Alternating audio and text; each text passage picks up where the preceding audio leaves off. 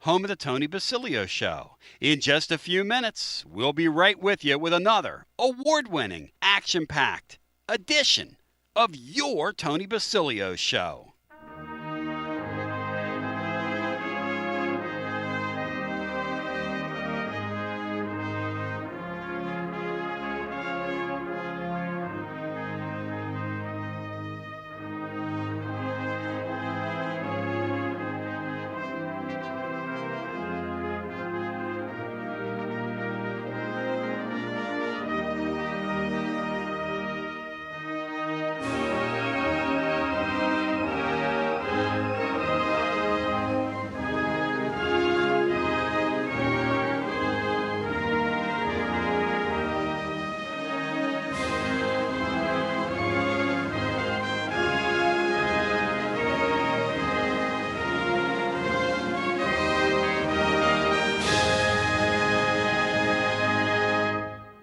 You found Radio Free Tennessee. Your Tony Basilio Show will begin momentarily.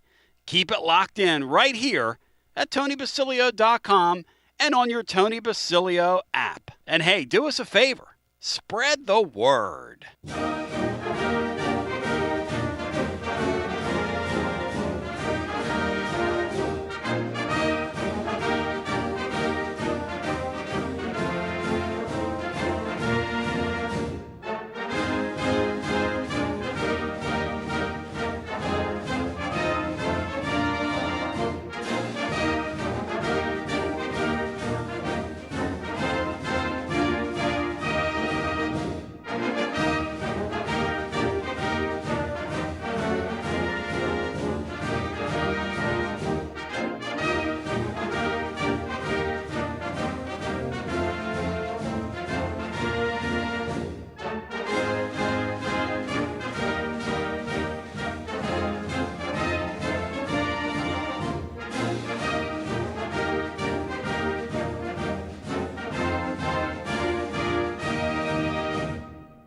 Another award-winning, thought-provoking, action-packed edition of the Tony Basilio Show is coming up next. Tips are always appreciated here at TonyBasilio.com, home of the Tony Basilio Show.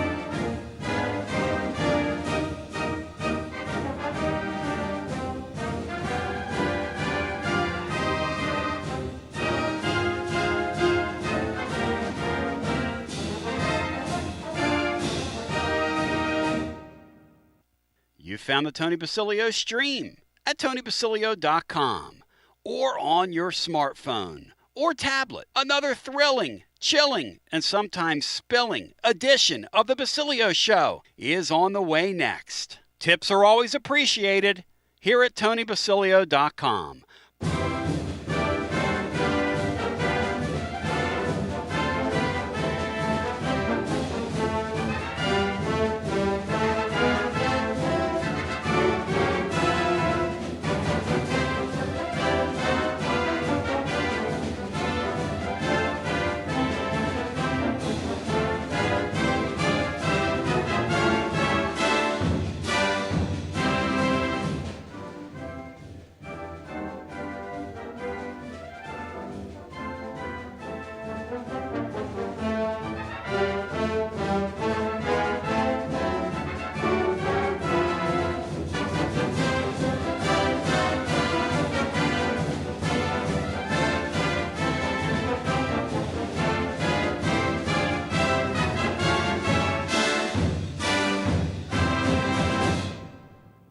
You're listening to FM 105.7 and AM 1340 WKGN Knoxville and W289CU Knoxville.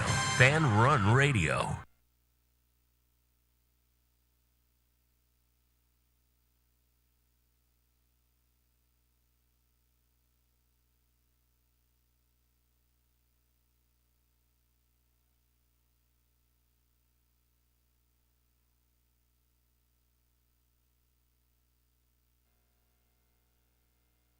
Living Vol fan, make Alumni Hall your one-stop shop for all your Vol fans on your shopping list this holiday season. There's nothing better than getting your favorite Tennessee gear under the tree. Picture it, a nice polo shirt, a new hoodie, something for the man cave. Pop in and see my friends at Alumni Hall. Best selection of Tennessee gear. Alumni Hall, 3 Knoxville locations. Bristol, Johnson City, Murfreesboro, or online at alumnihall.com. It's easy to have a big orange Christmas. And happy holidays from everyone at Alumni Hall. The ultimate volunteer shopping experience. Alumni Hall. Preparing food for a big gathering can really take it out of you. That's why you need to call Calhoun's and check out their selection of party platters. Whether you're hosting a party for the big game, a reunion, or just an everyday gathering, a Calhoun's party platter is next level. Choose from Calhoun's always excellent chicken tenders, fly with Calhoun's wings, or boneless wings with a variety of dipping sauces, award-winning next-level melt-in-your-mouth barbecue ribs, or delicious spinach artichoke dip, or get one of each. Plus, if you're doing burgers or sandwiches, Calhoun's has lots of side dishes like spinach Maria, baked cinnamon apples, Smoky Mountain baked beans, or creamy coleslaw. Available in pints, quarts, and gallons. And to finish things off, pick up one of Calhoun's great desserts to go, including homemade cheesecake or key lime pie. Calhoun's, simply your go-to party headquarters. With 9 locations all over East Tennessee, you can order online and just pick it up. Calhoun's, one of the Copper Cellar family of restaurants, along with Chesapeake's, Copper Cellar, Corner 16, Cherokee Grill, and Smoky Mountain Brewery. Eat local, eat good. When it's time for your next move, you want to get your precious belongings from point A to point B with your peace of mind intact. That's why you need to call my friends at Guffon Moving and Storage, East Tennessee's moving legend. Guffon Moving and Storage has been helping East Tennesseans move since 1887. That's 138 years, 5 generations. That's even longer than the Dooley, Jones, and Pruitt era combined. Guffon Moving and Storage, pro movers, serving Knoxville, surrounding areas, and interstate moves too, both residential and commercial. And we'll provide you with personalized service that other corporate movers simply cannot. We know how to move all types of items. We pay careful attention to our clients' valuables. Your satisfaction as a customer is our absolute priority. As the oldest continually owned and operated family moving business in the United States, when it's time for your next move, it's Guffon Moving and Storage. And storage, it's secure and vaulted. Our newest offering of commercial storage logistics, we offer receiving, storage, and delivery services for all your business logistic needs. See more at Guffon.com. That's Guffon.com, or check out the link at tclub.team. When it's time for your next move, East Tennessee's moving legend, Guffon Moving and Storage. Life never stops moving. And between the 30-minute commutes, daycare pickups, weekly soccer practice, Tuesday night yoga, X number of coffee runs, and that weekend trip to Grandma's, you're racking up the miles. What you need is a tire that can keep up. A tire designed for doers. A tire that's going to last. Like the exceptionally long-lasting Michelin Defender tire. With an 80,000-mile warranty and the safety and comfort you expect, you can forget all about the miles ahead and focus on getting to your destination or conquering your to-do list. Fleet Tire, I-275 exit 1B at East Woodland Avenue in Knoxville. That's Fleet Tire, I-275 exit 1B at East Woodland Avenue in Knoxville. Fleet Tire. Inward Half is committed to the game and the memorable moments that happen in between. From the tee box to the tailgate, from the green to the big game. For the first birdie with Dad, the first big win with Mom. Friday night lights, Saturday superstitions, Sunday traditions. Fall into the comfort and unparalleled performance of Inward Half. This fall, enjoy the walk-in. Are you tired of hiding your smile because of crooked teeth? At Knoxville Smiles, we've got the perfect solution. Invisalign. No metal, no wires, just clear, comfortable aligners that straighten your teeth without anyone noticing. Eat what you want, smile with confidence, and see results in as little as 6 months. Call us today for more information about Invisalign, 865-539-1776. Or just visit us online at KnoxvilleSmiles.com. Smile brighter with Knoxville Smiles. Out-of-town law firms have been swarming into East Tennessee lately. From Memphis, Chattanooga, and Birmingham, they've stormed into the area. Wouldn't you rather do business with a local firm? You know, a true neighbor. Marcos Garza and the pros at the Garza Law Firm are just that. There are neighbors and friends that support local causes year-round. The Garza Law Firm works to serve you professionally on criminal matters, injuries and accident matters, and Social Security and disability filings. The Garza Law Firm is here for you at garzalaw.com. The Garza Law Firm. Let us help. Something not working right? Got a problem with your heating or plumbing? Right now, Pipe Wrench Home Services is making it easy to fix it fast with 50% off any HVAC or plumbing repair. Whether your HVAC needs some persuasion or your plumbing needs repaired, our certified technicians will be there right away to get you fixed fast. Have other plumbing or HVAC problems? We make it easy with free on-site estimates on replacements and free second opinions on repairs. So call or schedule your appointment online today at pipewrench.com and save 50% off any repair up to $500 all month long. We are committed to keeping your home cozy and worry-free this holiday season.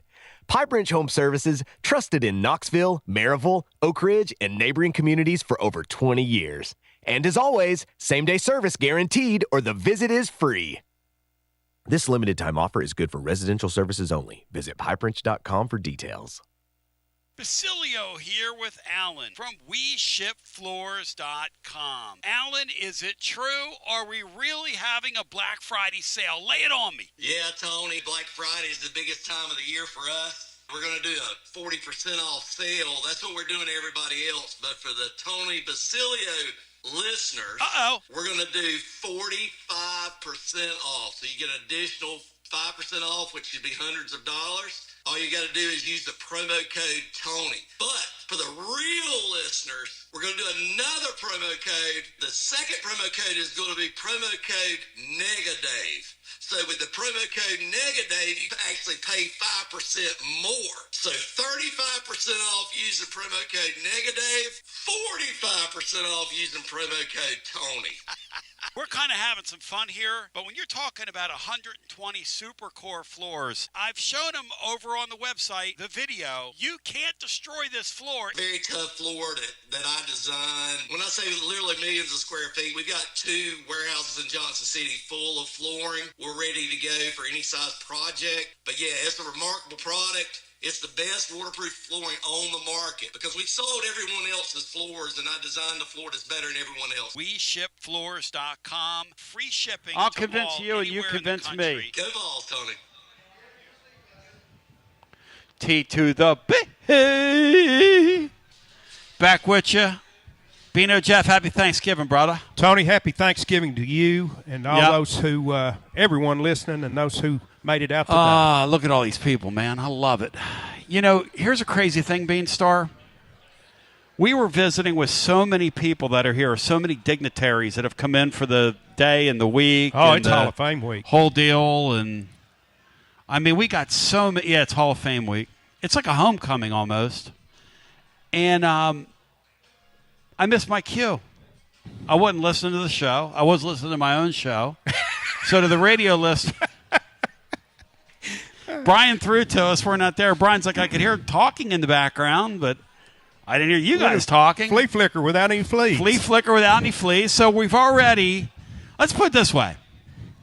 Tennessee better start better than we just did, Bino. We're going to be in big trouble tomorrow. Do you feel me? That is right. You know, Tony, my whole life, one of the things I've lamented is that one of the things I think that I was deprived of was a great competitive in-state rivalry. And now I'm wondering, what in the world was I thinking? Yep. Be careful what you wish for. Ever since I've been down here, I've always thought in the Southland, I've always thought to myself, what would it be like to have that back in the day, Oklahoma State thing. Mm-hmm. Where I grew up in Pennsylvania, it was that Penn State-Pittsburgh thing. And see, they've even ripped that apart because nothing matters anymore in college sports. You know what I mean? It's stupid. That's true. It is.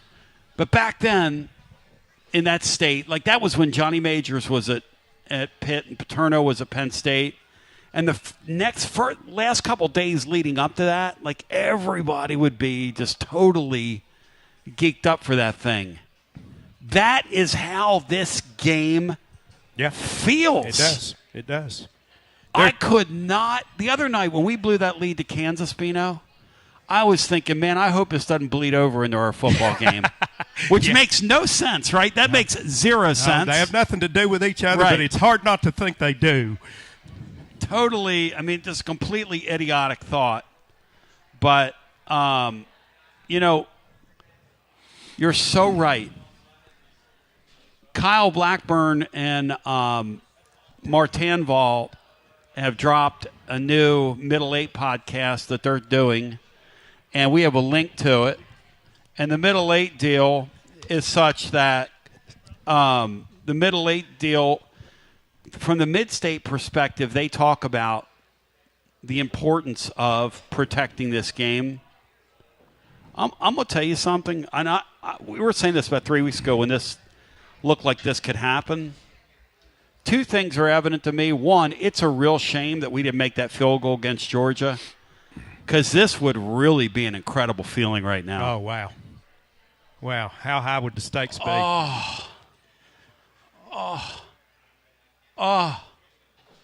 But here's the thing that's apparent to me. You can't lose this game tomorrow if you're Josh Heupel and this Tennessee program. You just can't. I don't know how you're going to win the game, but you can't lose the game.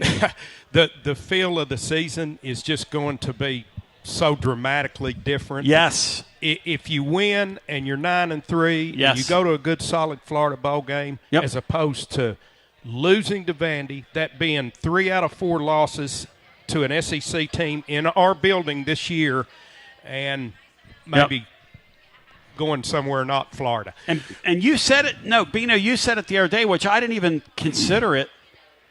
That would be your third loss in Neyland Stadium. And that's been a staple of his program. That's right. That he defends the house. So it would certainly start to show a crack. You need to avoid that. Any healthy team in this league, you're healthy when you're winning in your building. Yes. That's hard to win in somebody else's building. We understand. That's look, you're down at Alabama. That's a roll of the dice. It's very, very difficult to do something like that.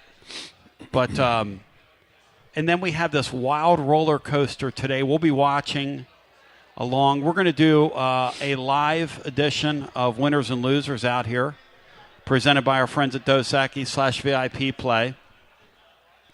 And we're going to be out here today.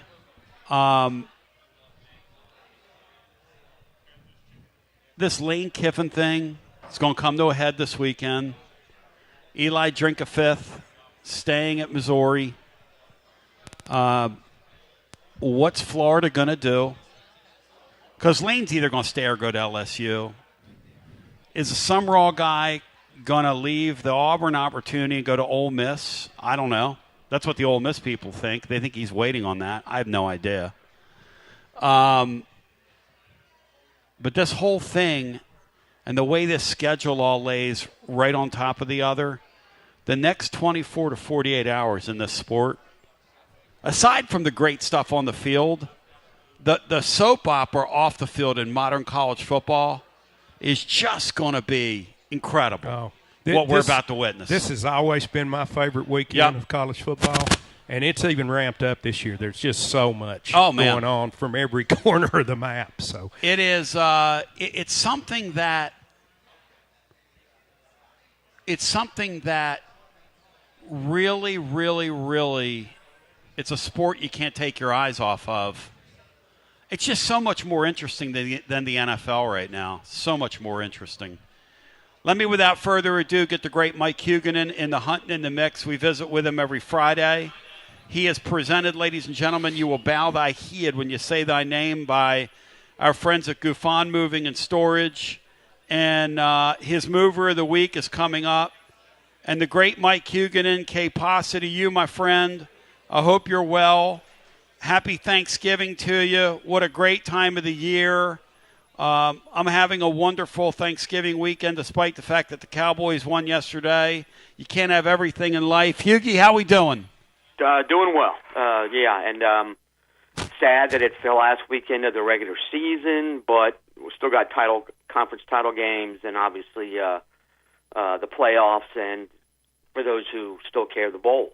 So, and basketball is in full swing. A lot of phenomenal games this weekend. So, yeah, it's a great time to be a college sports fan this weekend. Oh, man, don't you know it. Hughie, the other night, Tennessee and Houston played a game. This was a classic, Tuesday night. Our post-game numbers were like a football game, Hughie. I'm talking like north of 45, 50,000 people hit our post-game show. And it just goes to show you that when you put quality stuff out there and two teams give it all they've got in major college sports, there's still nothing like it, Hughie. Baseball, basketball, football, whatever. Nothing like it, man. No, I think the powers that be have done all they can. We talked about this before. The powers that be have done all they can to mess things up. They're not in alignment. There's been no foresight. Everything's a reaction. But what happens on the court, on the field, on the baseball diamond, softball diamond, whatever, it's still it's just fantastic drama for the most part. Look at Ohio State, Michigan tomorrow. Ohio State won the national title last year, and still there's a small subset of their fans that are ticked because they can't beat Michigan anymore. So, you don't get that kind of drama in pro sports. Yes, there's money involved in college sports now, but I think the passion it runs far deeper than it does for pro sports. Yes, there's fewer college sports fans than there are pro sports fans, but I think the passion for the sports on the college level is greater than in the NFL, and I think part of it is if you're in Alabama, if you're in Nashville and you're a Vol fan, and your next door neighbor is a Vandy fan. If you live in Toledo and half your block is Michigan fans, the other half Ohio State fans, it hits different when your team loses. If you're a Buffalo Bills fan, you lose. Who really cares? I mean, you're sick in the moment, but you don't live with it for 365 days. Well, so here's a good example. That's the coolness aspect of college sports. Here's a good example, Hughie. It literally is so cold outside you can't see straight, all right, in East Tennessee right now. It's like 30 degrees or something. It's crazy. I mean, it's crazy cold. This place at Calhoun's, now they have it enclosed, and they have heaters on in here, but it's jam-packed in here already, and it's going to be SRO records and tapes, standing room only, Robert Stigwood, Eric Clapton, etc. And, man, we're like 20 minutes into our program today, and that is the passion. And Tennessee, the world tells me they're already eliminated from whatever they're eliminated from. Okay, whatever. Tennessee ain't eliminated from anything. People love it. They care about it. They're engaged with it. They're passionate about it. It's a beautiful thing. Bino, let's get it on. The great Mike Hugan, and presented by our friends at Gufon Moving and Storage. East Tennessee's moving storage legend since 1887, 138 years, 5 generations. I mean, what more do I need to tell you? Surrounding areas, they do, if Lane Kiffin's listening, they do interstate moves. They do residential and commercial if Lane Kiffin's listening. You'll get the personalized service that other corporate movers simply cannot provide you because you're dealing with familia. But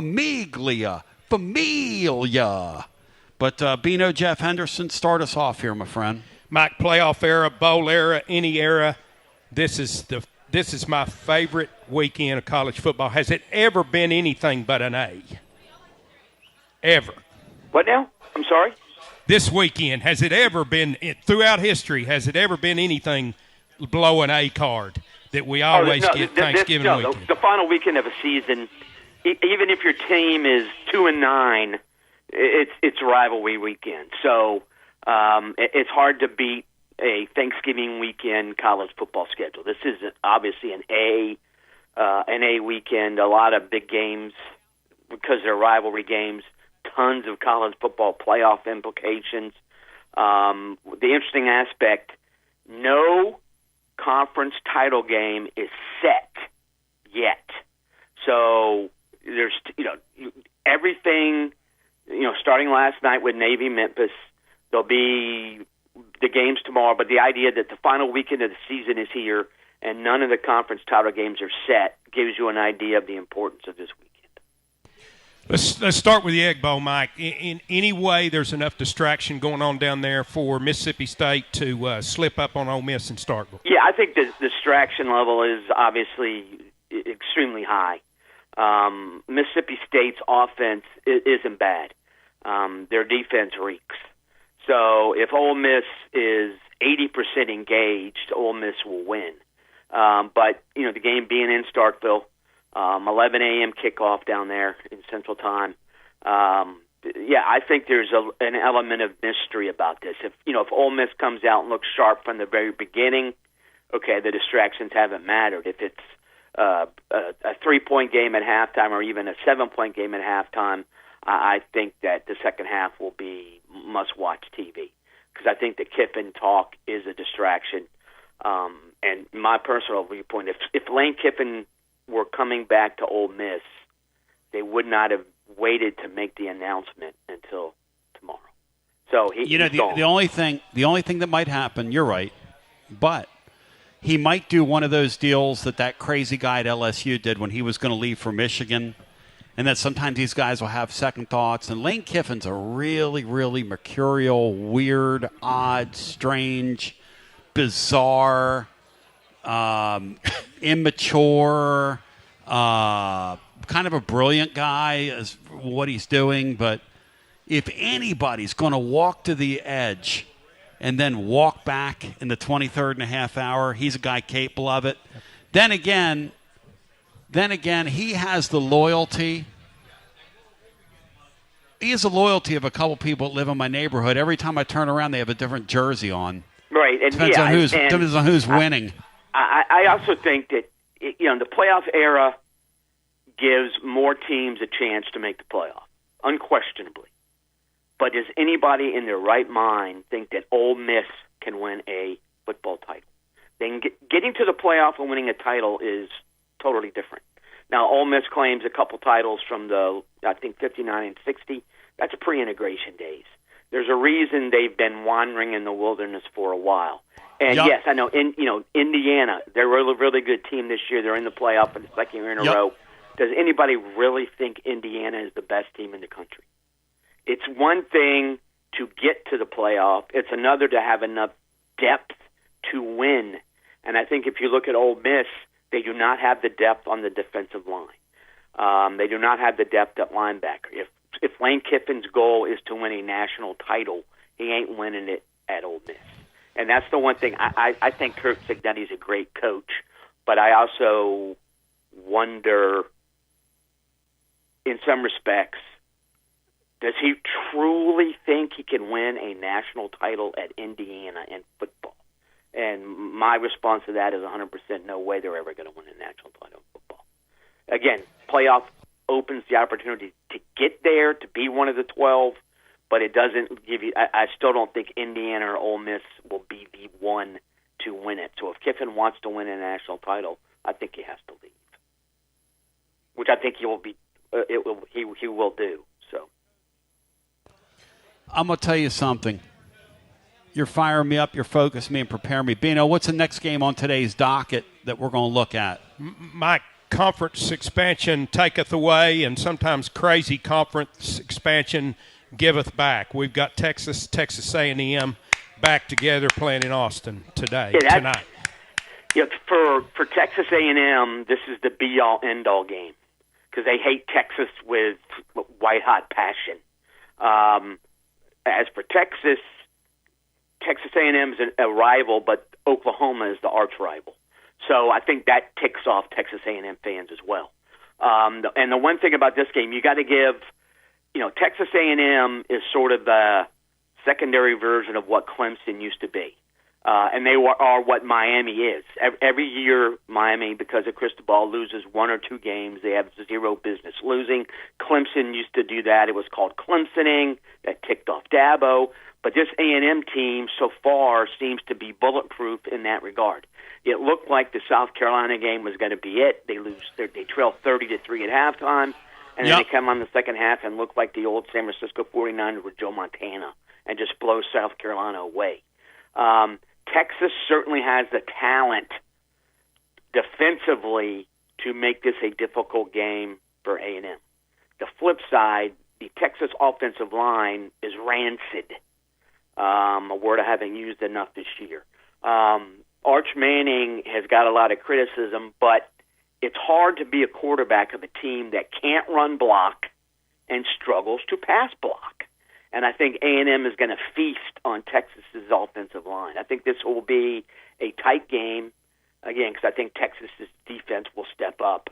But I think the Texas A&M are going to win and be unbeaten going into the SEC title game.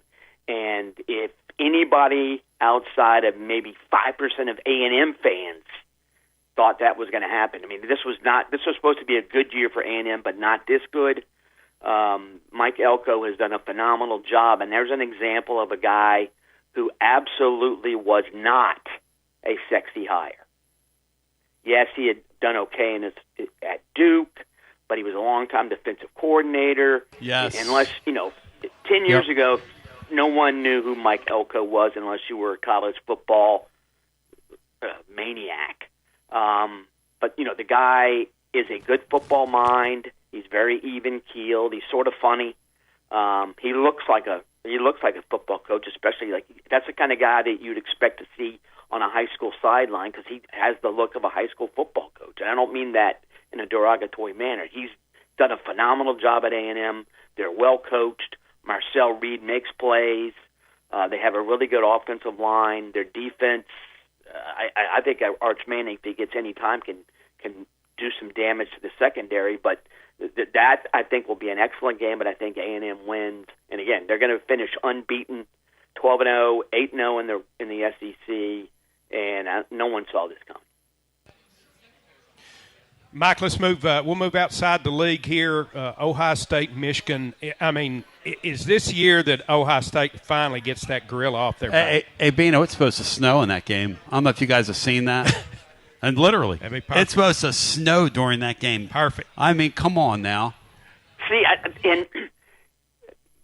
I think that teams that throw the ball effectively have an advantage when it's rainy or snowing because they know where they're going, where they're supposed to go. But I'll be honest, the idea that it could snow in Ann Arbor, I think Michigan fans are rubbing their hands together in glee and not just to warm them up. I think that this is a sign for Michigan. We are more physical than these guys. We know we are, and we're going to prove it. And if it snows, all the better for us. And I think there's no question but that this is in Ohio State's mind. The idea that last year's Michigan team was not very good, and they won in Columbus. This game's in Ann Arbor. This Michigan team has run the ball exceedingly well. Ohio State's run defense has been phenomenal all season. This is a battle of wills. Michigan's like, we're going to run the ball come hell or high water. Can you stop us? We don't think so. And I'm thinking that Ohio State thinks, yeah, we'll stop them. But in the back of your mind, oh, my God, this team owns this. I still think Ohio State wins. But I'll be honest also, Ohio State's schedule, they look tremendous. But then you take a step back and look at who they've played, and you're like, my God, if this was anybody but Ohio State, this team would not be ranked number one because they haven't played anybody. Texas legitimately might be the best team they played, and Texas is an SEC. They're going to finish sixth in the SEC. You're exactly right, man. And the crazy thing about that league and this league is there's no comparison, Yugi. No, the depth. None. It's the bottom of the Big Ten is garbage. Now, there's a lot of bad teams in the SEC. But, Arkansas at least can move the ball. They haven't won an SEC game, but their offense puts up a ton of points and a ton of yardage. The worst team in the Big Ten, I'm not sure who the worst team in the Big Ten is. There's a lot of teams at the bottom and in the middle that aren't very good. But, yeah, I think the talent level in the SEC is vastly better. Ohio State is an extremely talented team. Indiana's a great story. Oregon can make plays. But you look at who these teams have played. Indiana, non-conference schedule, SEC teams are jealous of that non-conference schedule. That's how weak it is. So awful. I think Ohio State wins against Michigan, but I really don't think a Big Ten team is going to win the national title again because I don't think they're tested enough to win back-to-back-to-back tough games. Back-to-back.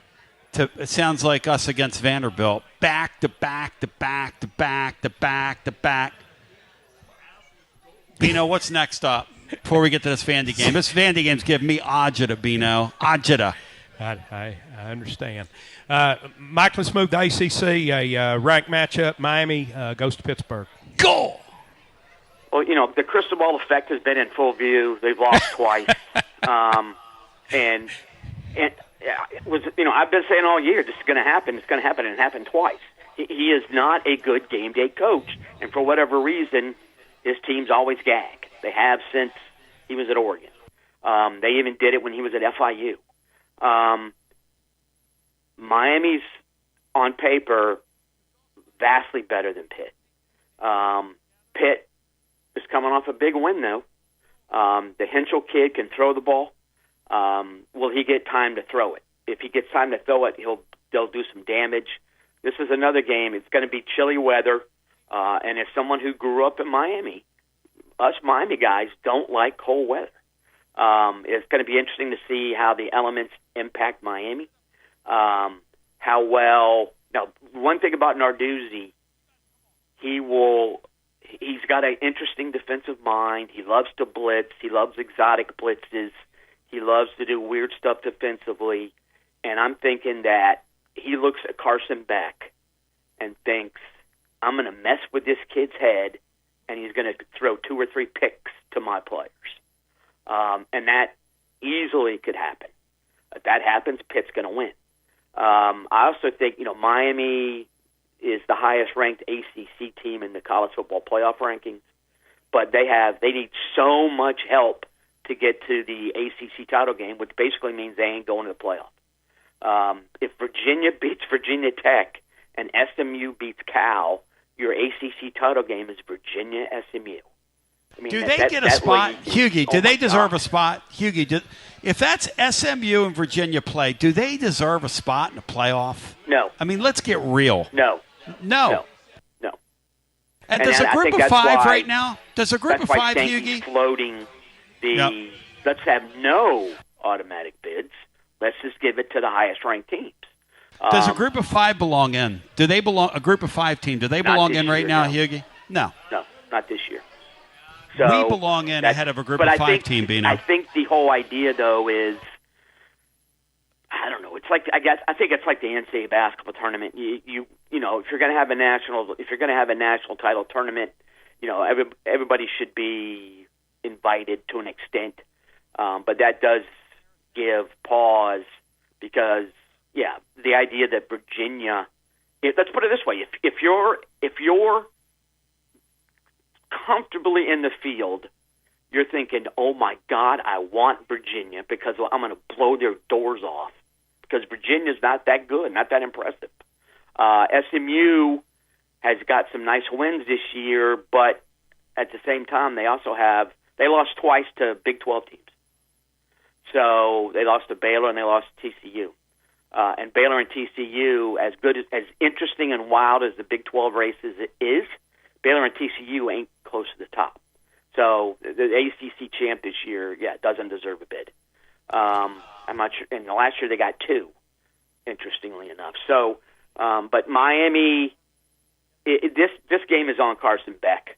If they protect him, Miami's going to win. If he gets flustered and throws two or three picks, Pitt's going to win. Pitt's got some players on offense. who can make some plays. 3 of their key offensive players are South Florida guys, which they'll have an extra chip on their shoulder, including Desmond Reed, who is phenomenal with the ball in his hands. That's going to be a fun game to watch, unquestionably. It's the same time as Ohio State, Michigan. So put Ohio State, Michigan on the big screen, keep Miami Pitt on the small screen, but both are going to be worth watching. Mike, I led off today's show saying that I've been lamenting as a Tennessee fan about my whole life that I was being deprived of having a true in-state rivalry. Now Vandy's good, and I'm thinking, what in the wide, wide world of sports was I thinking? Exactly. Tennessee and Vandy. Yeah, and if I'm a ball fan, I'm scared to death of Diego Pavia. Last 3 games, 1,429 yards of total offense for Pavia. That is a stunningly high number, obviously. He's accounted for 14 touchdowns. They beat Texas, Auburn, and Kentucky in those 3 games. Now, Auburn plays really good defense. Kentucky is not very good. Texas can play defense. That's 2 good defenses, Bino. Tennessee's defense had a great game last week, but it's a low bar because Florida's offense is garbage. So, and Pavia, we talked about him all year. He has a phenomenal story. He's got the it factor. If I'm a ball fan, I'm scared to death of Eli Stowers as well. The flip side, I think that Tennessee can hit some big plays in the passing game against Vandy's secondary. The idea that Tennessee-Vandy will be one of the best games on rivalry weekend has to maybe perturb Vols fans because this was always a for sure win. Not a for sure win this year. What do you got? Talk I think to Tennessee me. wins, but there you go. I'm at like the 52-48 percentage-wise. I'll take That's where I'm at, Bino. That's probably the score. Tennessee's in deep trouble. Hey, did you hear Bino said it's probably the score of the game, 52-48? That could be true as well. I don't think either defense is going to have much success. I trust Tennessee's running game more, but I also, and Aguilar's had a really nice season, better really I good. think than almost everybody expected. Yep. But Pavia, he could look horrible 2 possessions in a row, and make the 2 3-and-outs, and he goes 0 for 6. But then on that 3rd possession, he drives them 95 yards in 13 plays, and they convert 4 third downs with phenomenal plays by Pavia. So he's such a dangerous guy with a ball in his hands. His mobility is a killer. Stowers gives them an extra element. He's an athletic tight end who can go deep. But this is, I think, going to be a high-scoring game. I think Tennessee wins. I think the fact that it's in Knoxville is gigantic. But Clark Lee signs the contract extension today. It's announced today, at least. Does that give Vandy a boost? Maybe so. But I think this will be an extremely interesting game on at the same time as Oregon-Washington. So, personally, I'm going to have 3 games on then because I think the other one I'm watching is Kennesaw State because that's a phenomenal story. Jerry Mack, the former Tennessee running back coach, done a phenomenal job at Kennesaw. They got 1 win last year, and if they win tomorrow, they're playing for the Conference USA title. But Tennessee-Vandy, again, I don't think much defense will be played. I think both quarterbacks are going to have a big day. But again, if Pavia, 400 yards plus, Tennessee, in that scenario, I think Tennessee loses. All right, Hugh, you're the mover of the week, presented by our friends at Gufon Moving and Storage. You're online at GufonMovingAndStorage.com. You can check out their link over at tclub.team. It's unbelievable. It's outstanding. When it's time for your next move, you go with the moving legend. Shout out to my man Taylor Gufon. That's 5 generations. They've got secure vaulted storage as well. And their new offering, which is going like gangbusters, commercial storage logistics. They do receiving, delivery services for all your business logistic needs. So you got a place to store your stuff. They'll get it for you. They'll do whatever you need at Gufon Moving and Storage. Wow, a long, long time they've been at it. Hughie, the mover of the week, presented by our friends at Gufon Moving and Storage. What you got? The negative, Georgia Tech. I mean, their defense has just broken apart. Pitt leads 20. They lose to Pitt last week. All they had to do was beat Pitt. They're in the ACC title game. Now they lose to Pitt, and what are they going to go to, the Gator Bowl or something? I mean, it's such a precipitous fall for them. The Georgia Tech game will be interesting because Georgia Tech's offense is fun to watch, but Georgia Tech's defense, it's horrible. Georgia Tech 28-0 early in the second quarter. So, Brent Key, I think here's a guy who preaches physicality, and he has to be disgusted, frankly, by his defensive front because they have fallen apart. Their linebackers don't make plays. Their secondary is a sieve. It has been all year, but it was sort of glossed over a little bit. But Georgia Tech, again, here's a team that was 8th in the nation like 4 weeks ago, and now they're barely in the top 25. ACC title hope's gone. Because their defense has fallen apart. What they need is Brent Key needs to talk to Groufon in the offseason and say, bring me some defensive players because I don't have any. Get him out of storage, you know what I mean? See if he's got any in storage. Hey, Hughie, I love you. You're my main man. I'm thankful for you. My best to you and your family at this Thanksgiving season. Nestle in today. What's the weather like in Central Florida today? What's the weather like? The high today is 67. So you're freezing your patootie off. 41 overnight.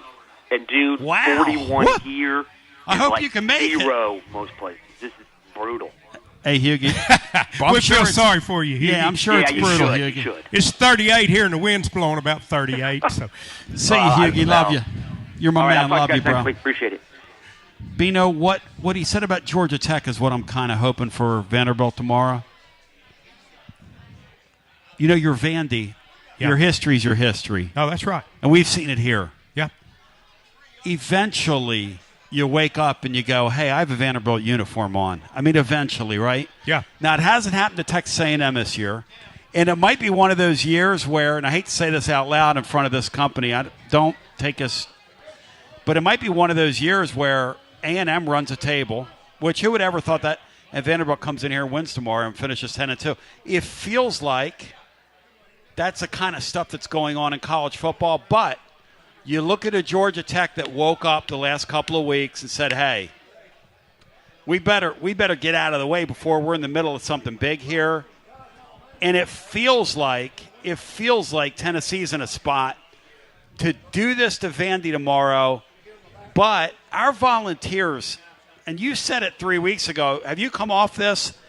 You said in this spot about 3 weeks back, they're going to have to play their best game of the year if they're going to win. Are you still there? I'm still there. I Tell think me they have why. to play their most complete because I don't believe anything that we've seen to this point, with the exception of the first half at Florida. I don't think anything we've seen has been good enough to beat this Vandy team, other than possibly Georgia. The Georgia we just game. haven't seen that out of this team. Doesn't mean it's not coming tomorrow. Yeah. But I think that we have to play our most complete game to beat Vandy tomorrow. And I think that's a fair observation. A fair thing to say, legitimate thing to say. I am really concerned defensively about the way we get out of position. And the thing I can't get out of my mind is Tennessee better knock them out tomorrow because this Pavia guy in a one-score game, I don't want the ball in his hands in the fourth quarter the way our linebackers run around. No offense to our linebackers. No offense to our defense. No offense to our defensive coordinator. But what they have in their box on offense and what we have in our box on defense in a one-score game tomorrow, if it's a three-point game late, Bino, and they have the ball, I will love their chances. And I hate to say that. The one thing that gives me hope is I think the closest he's been to this was at Alabama earlier this year. That's right.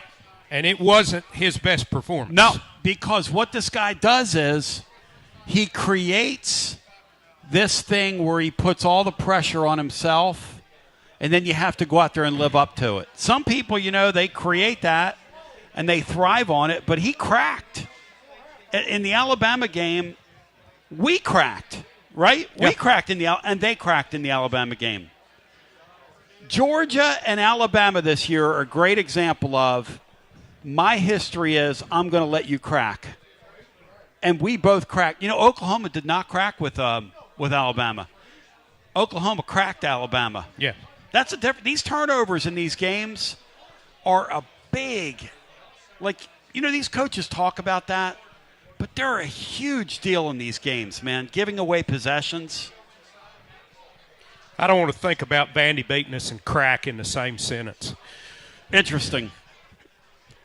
In other words, you might be you might be tempted to imbibe on the way home. All right, so here's what we're going to do. We're going to come back on the other side. The great Dale Jones is going to begin us. He's going to begin us. He's going to join in the top of the second hour. He wants to break this thing down scientifically. I texted Dale all my concerns about our defense, Bino. He texted me nothing back. He said, I'll see you at noon.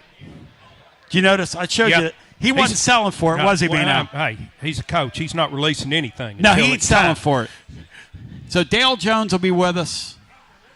Also, we need your help, and we're going to talk about that as we continue on the other side. And maybe we'll sneak a call or two in. But hang right there.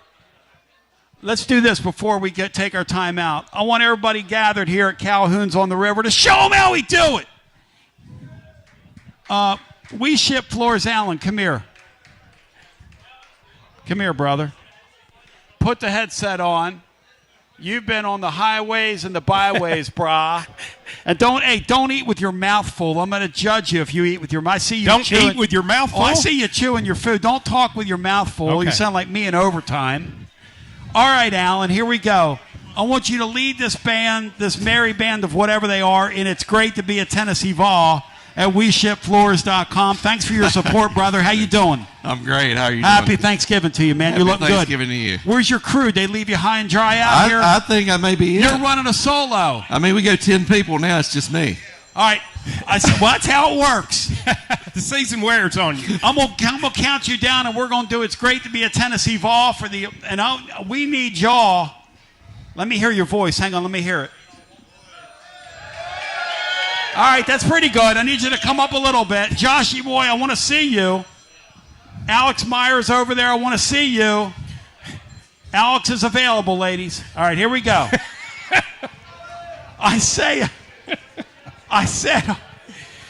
that lady just tapped him on the shoulder and said, are you really available? All right, I said, 1, 2, 3. I said it's great to be a Tennessee Vol. I said it's great to be a Tennessee Vol. I said it's great to be a Tennessee Vol. Thank you. Brief timeout. More after this.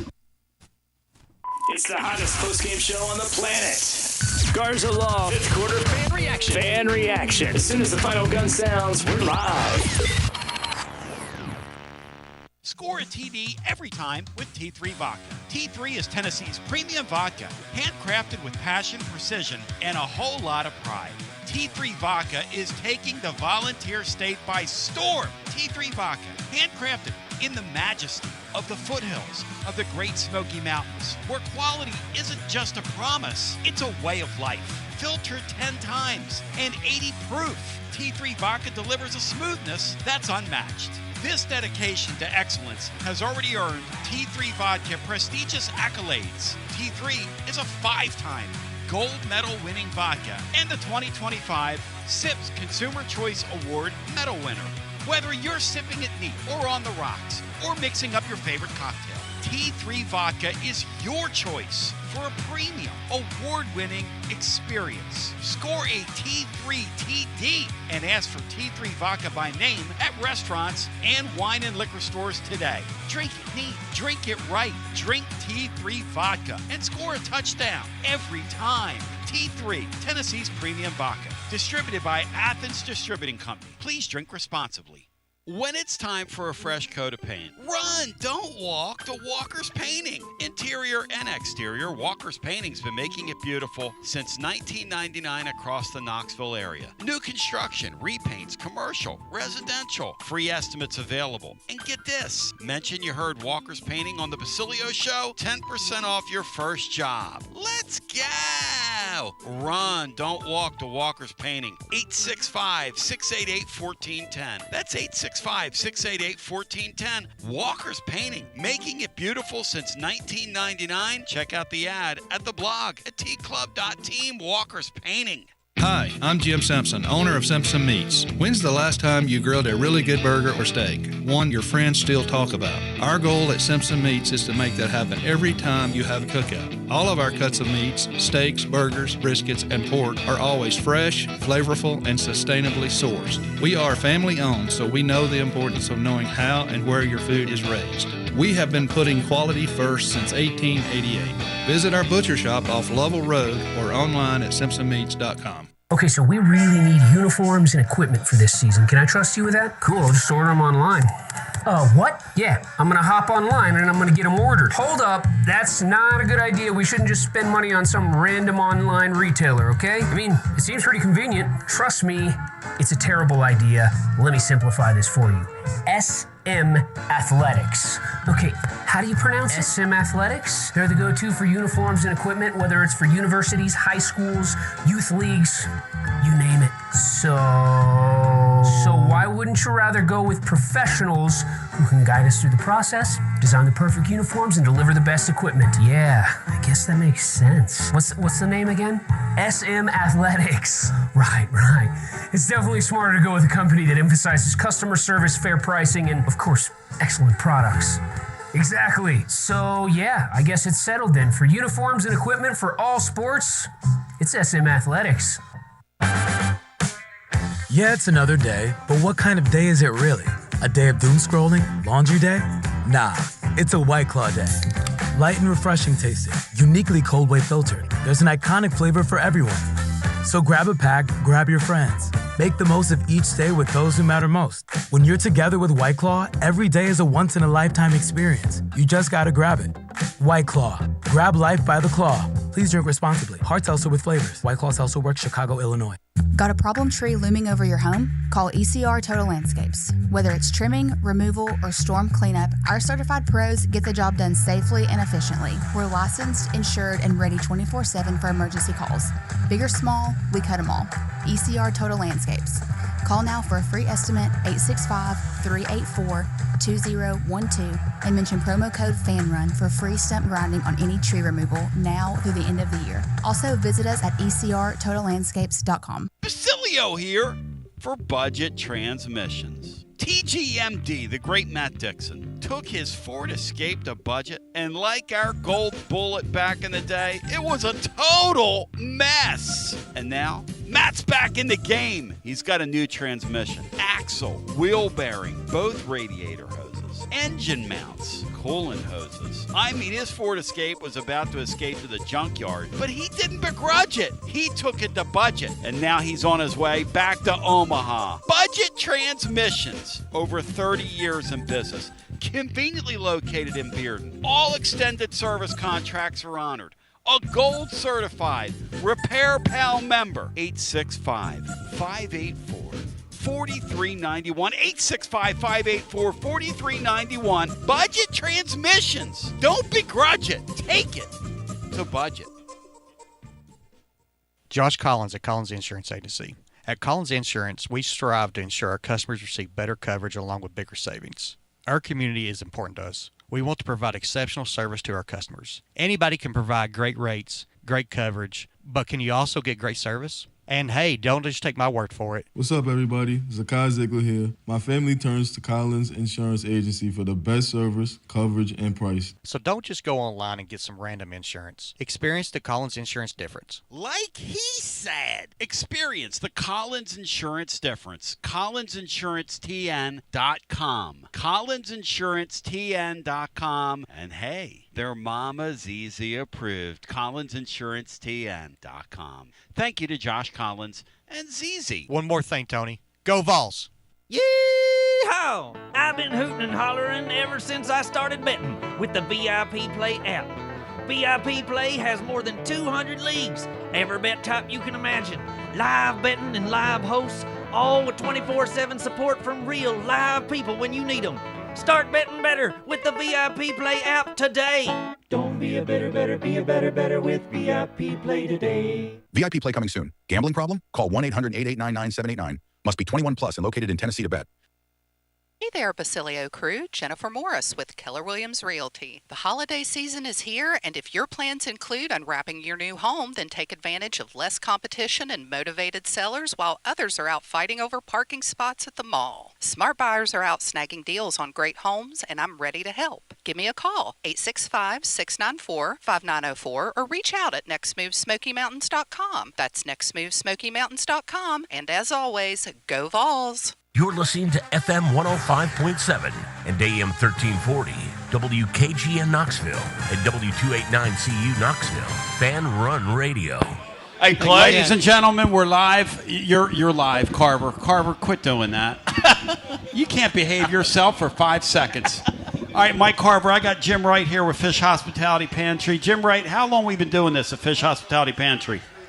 Since 1986, Tony. Since 1986. That's long enough to know better. How many thousands of families right now a month are we feeding in our area? About 8,000. God bless you. I love you so much. Tony, and you're not so bad love yourself. I love you. I love you. Come here. I love you, man. I got a kiss from Tony. I love you. Carver, stay over there. All right, so Mike Carver, who's spearheading campaign here, I want you to tell the listeners what we're doing because this is really special. Now, we just celebrated the Thanksgiving season, okay? Take it away. Okay, well, we just celebrated Thanksgiving, and as Tony and I and a couple others, Marcos, Craig, we were doing the commercials for the Christmas card program, and Jim told us that because the demand was so great that on Thanksgiving that we were going to be distributing chickens this year. And so it kind of, I don't know, it just didn't feel, I mean, that's great that we could distribute chickens, but we told Jim, we said, Jim, look, the four of us, Tony and I, we're gonna go out here and we're going to raise the funds to get 1,000 turkeys. So on Christmas, the birth of our Lord and Savior, that these 1,000 most desperate families can celebrate a real Christmas dinner. So Tony and I are on the hook for 1,000 turkeys, and we started about 7-8 days ago. We need to raise about $11,000. We've already had, this is the biggest crowd and most raucous crowd of the year. And we've had 5 people already come up and make donations. Yes. And we're so appreciative. We're so appreciative of Brad. Not only letting Tony be on the show, but also making a donation. So I just want to say a couple things real quick. I'm so appreciative of my family, my friends who have all donated, but more than that, all the listeners. I've been with Tony 30 years, and these listeners, you guys always step up. Every single time you step up. And you know all the organizations Tony supports, Fish is the number one organization in his heart. It always has been, okay? And so I just thank you for letting us be on here, Tony. Hey, God bless you. Well, here's the thing. 100% of the money you give to Jim Wright and Fish Pantry goes to feeding people. I'm just going to tell you that. And Jim has such a heart for people that it's incredible. I would encourage anybody to go and volunteer. Just go one time and see the work that they do. It is phenomenal. And, Jim, I want you to speak to the need at this Christmas season, this tough time in our economy. And what we're trying to do is we're trying to raise a quick $1,100.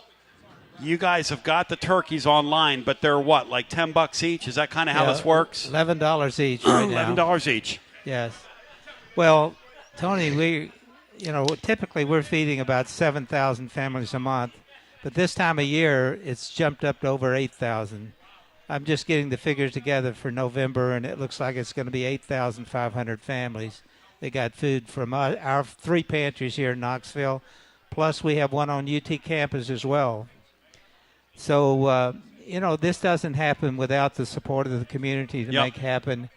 Tony and Mike and his friends and listeners and all have been great supporters of ours over the years. And we've grown from, in the very beginning years ago, of feeding a few hundred families a month to now we're the largest food relief organization in East Tennessee now. So thanks to all the people who make this happen. Jim, the need is, and I get so choked up thinking about it, but basically what we're doing is, and Laura and I decided to kick in along with Carver over here. Brad and Kelsey here at Calhoun's have kicked in. Marcos Garza. Marcos Garza has kicked in. Craig Jenkins has kicked in. We're about halfway there. What we need, and what I'm going to do is I'm going to put on the blog on Monday, and I'm going to talk about it on the post-game show tomorrow night as well. But on the blog on Monday, we're going to have a spot where folks can donate to you. If people want to donate to what you're doing, though, how do they do so? Well, they can go online to fishpantry.org, and there'll be instructions on how you make a donation online, or you can mail in a donation to our office as well. But, we're too affluent in the Knoxville community to let people go hungry in our community, and our commitment is we're not letting people go hungry. Let's help ensure that everybody gets enough to eat, and for Christmas, let's ensure they get a turkey if they like. And that's the deal. Hey, thank you very much. Hey, listen, on the you have something else you want to say? Because I got Dale Jones waiting. You're making Dale Jones wait right now. Just so you know, you're bleeding into Dale Jones' time here. Well, Dale, appreciate this, and Dale's one of my favorite players ever, okay? I've seen the replay Alabama game 100 times. All right, so just real quick, when Tony talked about volunteer, if you want to volunteer, it will change your life forever. I promise you that. And I just want to read just one verse, and this explains the whole deal, what we're trying to do. And this is Jesus talking in Matthew. And the king will answer him, truly I say to you, as you did it to one of the least of these brothers of mine, you did it for me. Amen. Thank you. Now, on the way out, speaking of doing it for me, we did that commercial, okay? Yeah. I had this stupid hat on. Why didn't one of you guys tell me how stupid my hat looked? Speaking of doing it for me, why did you let me go on television looking like a freaking fool? First of all, you didn't look like a fool because my hat's all bent up. Here's what comes out there. Like your heart was shown through on the commercial. I looked like I was sleeping in a broom closet, and you guys let me.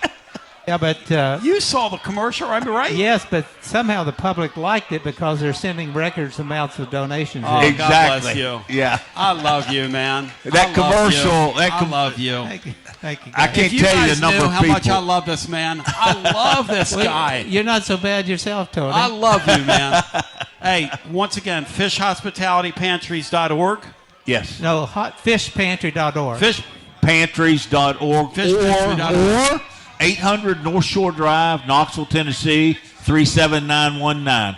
Thank you, guys. Thank you very much. I'll have all the information on the blog, and Merry Christmas to both you guys. You guys are my first Merry Christmas greetings, and I'm so thankful for you guys at this time of the year, both of you.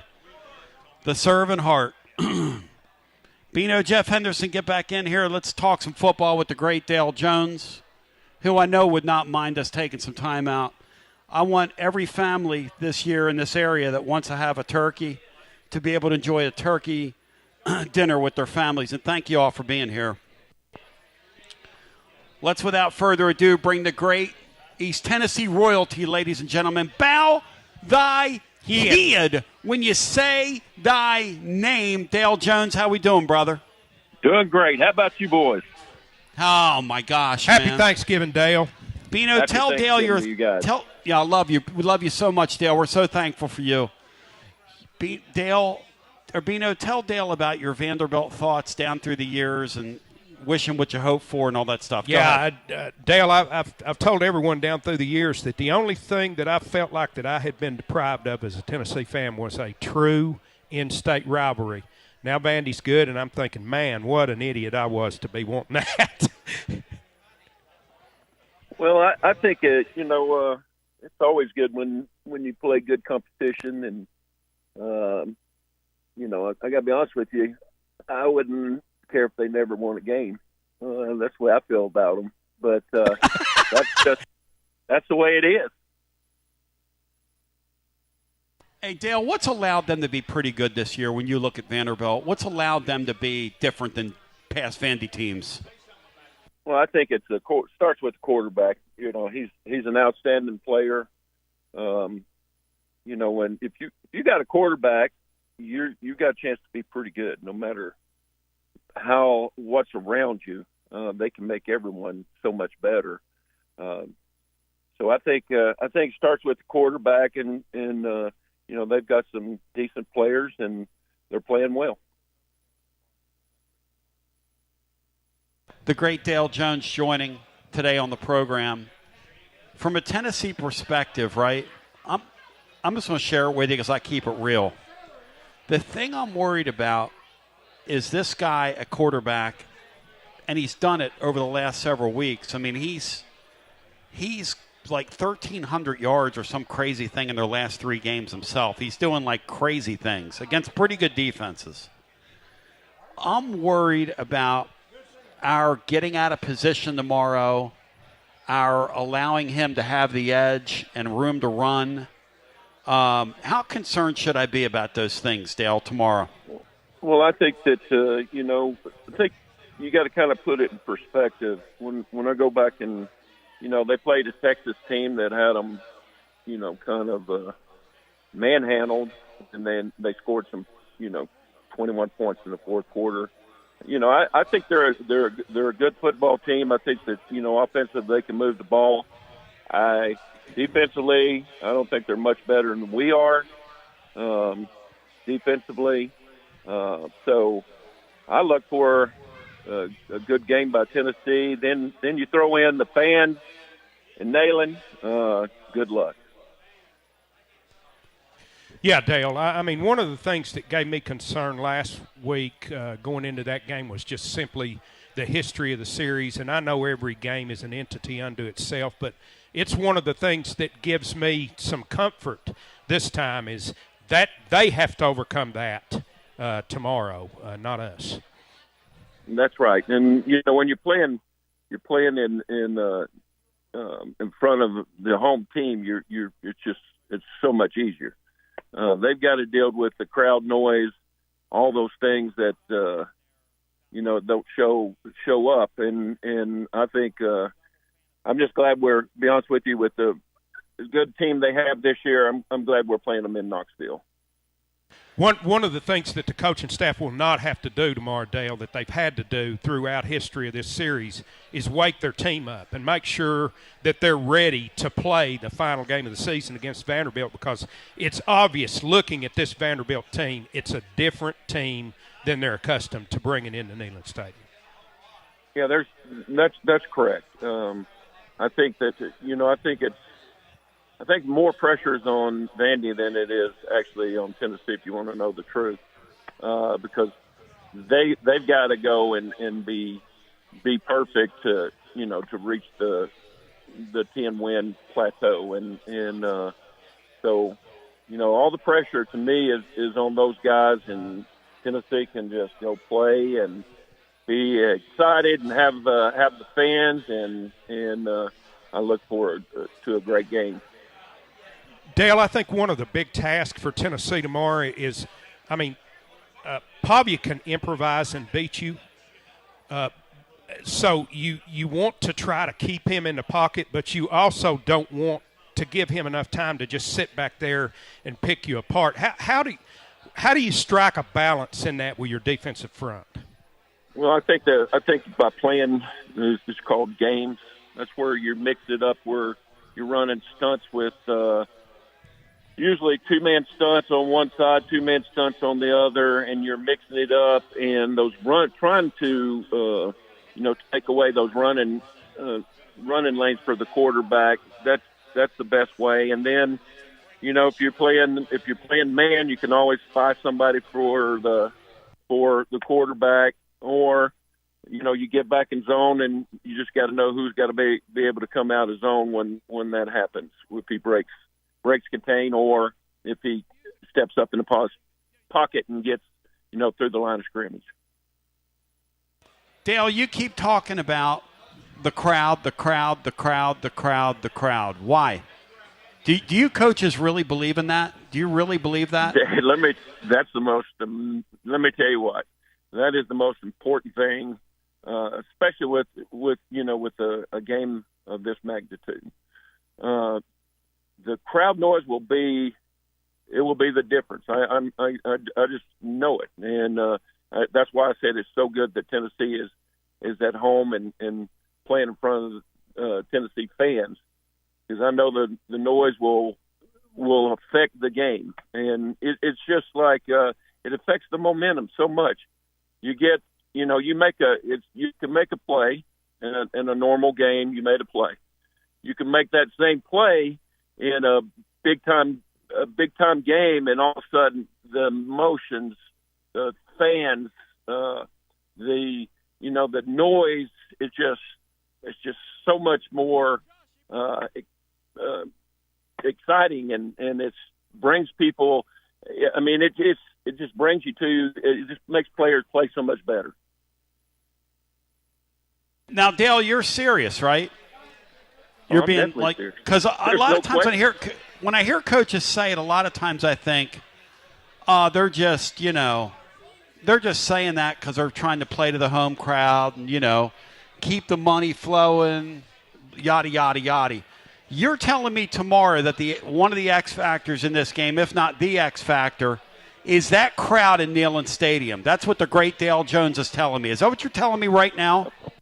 That's what I'm telling you. That will be the factor in the game, and when they got the ball, that makes it so much harder for that offense to move the stick. All right, and they can't worry about making it when they make a first down. You got to stay at it at all the whole time, and you never know at 5 yards that the crowd gets an offensive lineman to move, stay in the game early, and that backs them up.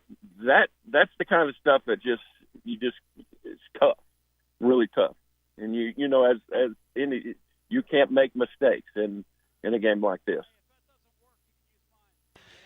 Dale, I'm going to fire you up, focus you, and prepare you from your spot today.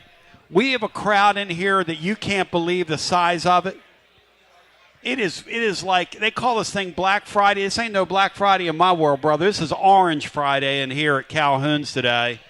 And these people are in full throat. Now, my man Joshy Boy, we celebrated his birthday party out here a couple weeks ago. He's going to lead this crowd in something, Dale. It's going to be right in your heart. And I'm going to count to three, and I want everybody on the count of three to give Dale Jones at one. It's great to be a Tennessee Vol. Let's show Dale Jones, the legend, how we do it on the eve of this Vanderbilt game that, ladies and gentlemen, has got me literally on the edge of my seat right now, fired up, focused, and prepared. Here we go, Joshy Boy. Are you ready? Hang on, I had you turned down. Are you ready? Yes. Lead the crowd. I said it's great to be a Tennessee Vol. I said it's Hang on a second. Hang on. What are you people doing? There's like 5 of you doing it. The people in the back, what are we doing back here at this back table? I'm calling you all out. I need y'all full-throated now. And back there, I saw you over on the left side. And Justin Carpenter, what are you doing? Put your phone down, Justin, and get in the mix and in the hunt, dude. What would TR say to him, dude? All right, here we go. I called my man Justin out, and his lovely wife. Joshy Boy, I'm going to count you down. Dale Jones, you're on Dale Jones' time right now, like Carver over here, man. Come on, I want to hear it. Thank you. Dale, tell them how weak of an effort that was, Dale. Tell them. I didn't hear them. Let's go. Let's go. Here we go. 1, 2, 3. I said it's great to be a Tennessee Vol. I said it's great to be a Tennessee Vol. To be a Tennessee Vol. I said it's great to be a Tennessee Vol. Yes, we got the bat practice version there. 2 verses. Thank you, Joshy boy. That's awesome. Hey, Dale, lay it on me now, because that gives me chills. There's something about this sport, and Bino said it. Here's my hope. Vanderbilt has to handle this well tomorrow above everything else. Sure, Tennessee has to handle it well. Vanderbilt's playing for a shot to get in the playoffs. You know they've heard it from all their fans and all their alumni and everybody in Nashville all week. The last time Pavia was in a spot like this on the road at Alabama, he kind of fumbled the ball a couple times. You could tell he was really putting pressure on himself. Dale, that's my hope here, man. That's my hope. I think that, well, like I said, that's the I think that's what home field advantage does for you. Plus, I think their defense will have struggle with Tennessee's offense, no doubt, and I think we'll play pretty decent enough to win on defense, and big win for Tennessee. The way I see it. Dale Jones, I love you like an absolute brother, my brother. If there's one key in the game on the way out for Tennessee to be successful tomorrow, what is it? Limit the quarterback from scrambling. I think that's going to be the biggest key. Keep his rushing yards down, and then I think it'll take care of itself. Dale, if you were playing linebacker tomorrow and you knocked Pavia to the ground, would you help him up?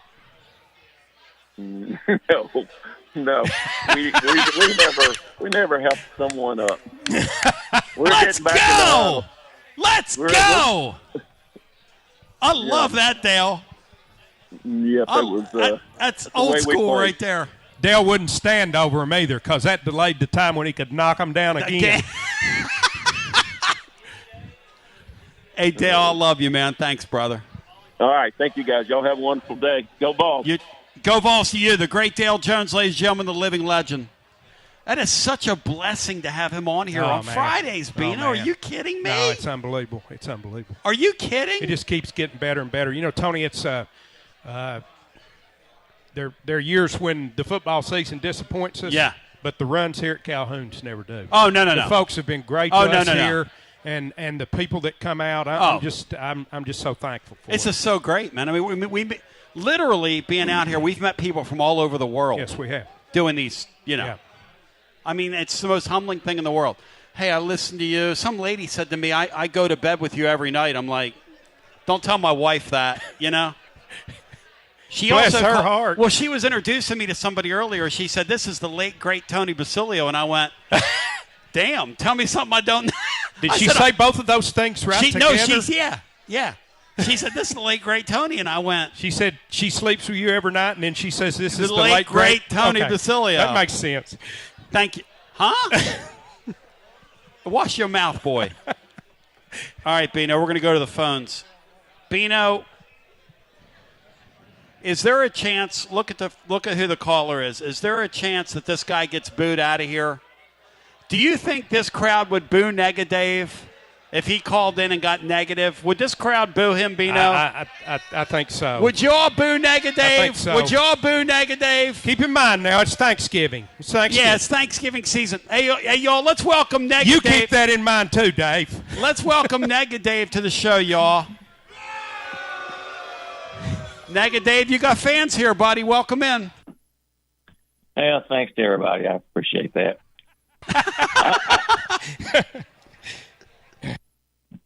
I'm not going to talk basketball today and talk about how poorly constructed our roster is. I'll wait for that phone call for early next week. One thing about you, Dave, even during the Thanksgiving season, you're a real turkey, dude.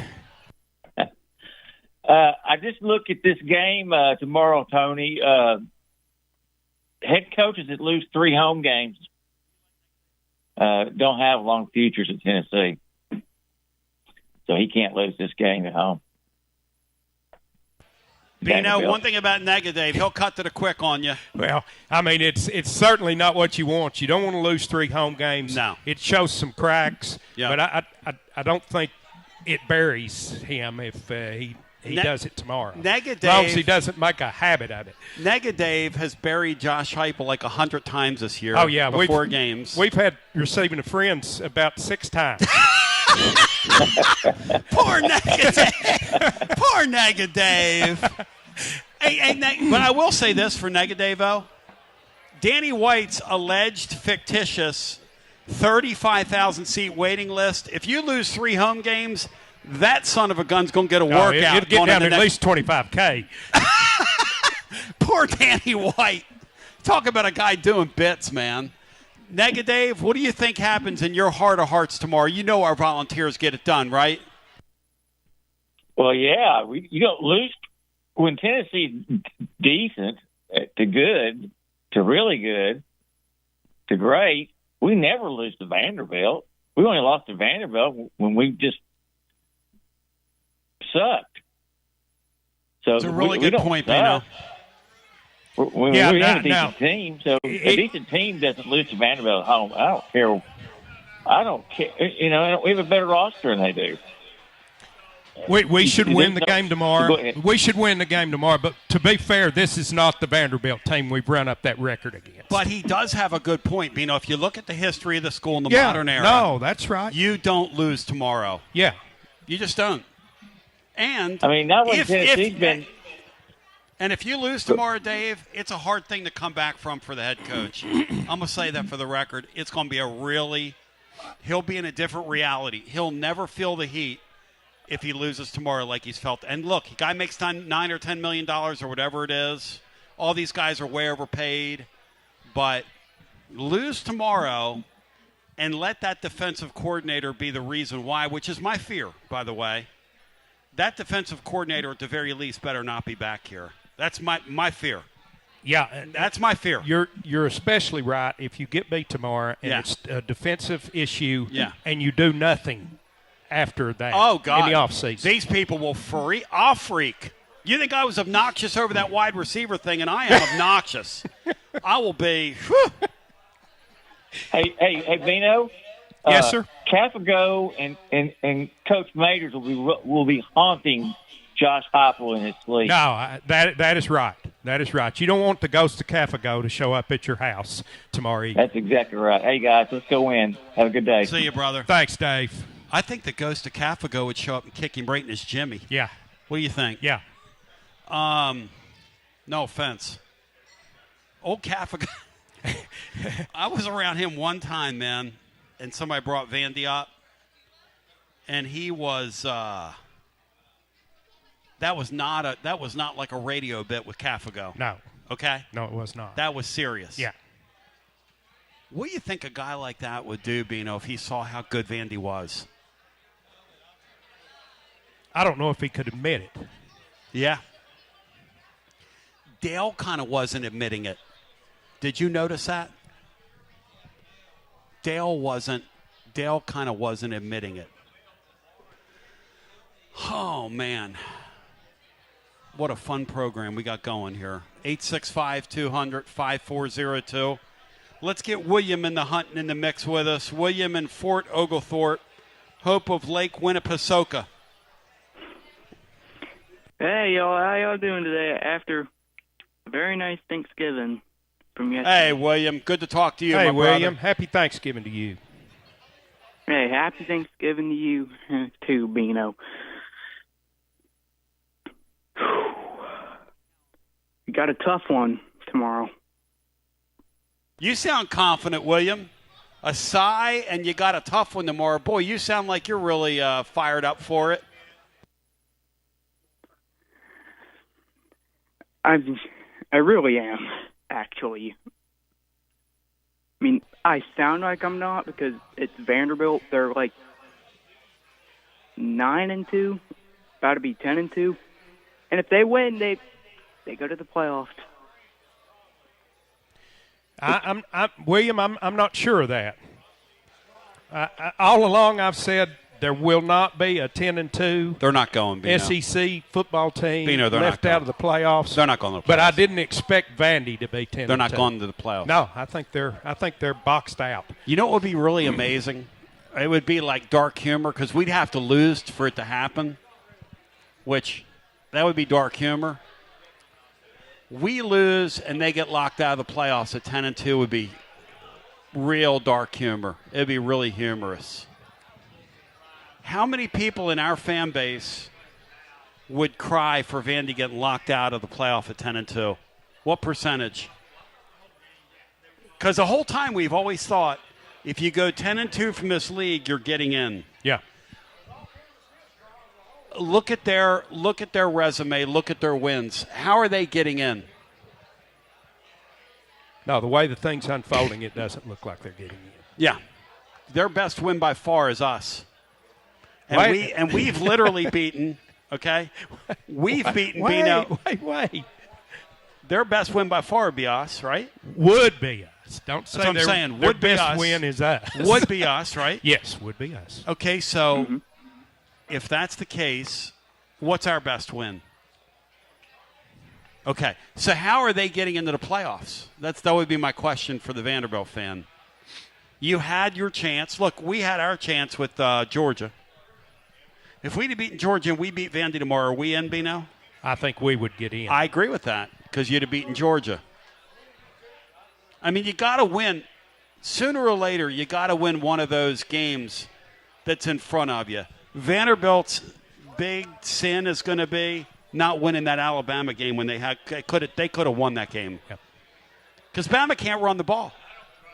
If you don't turn the ball over twice, you win the game there.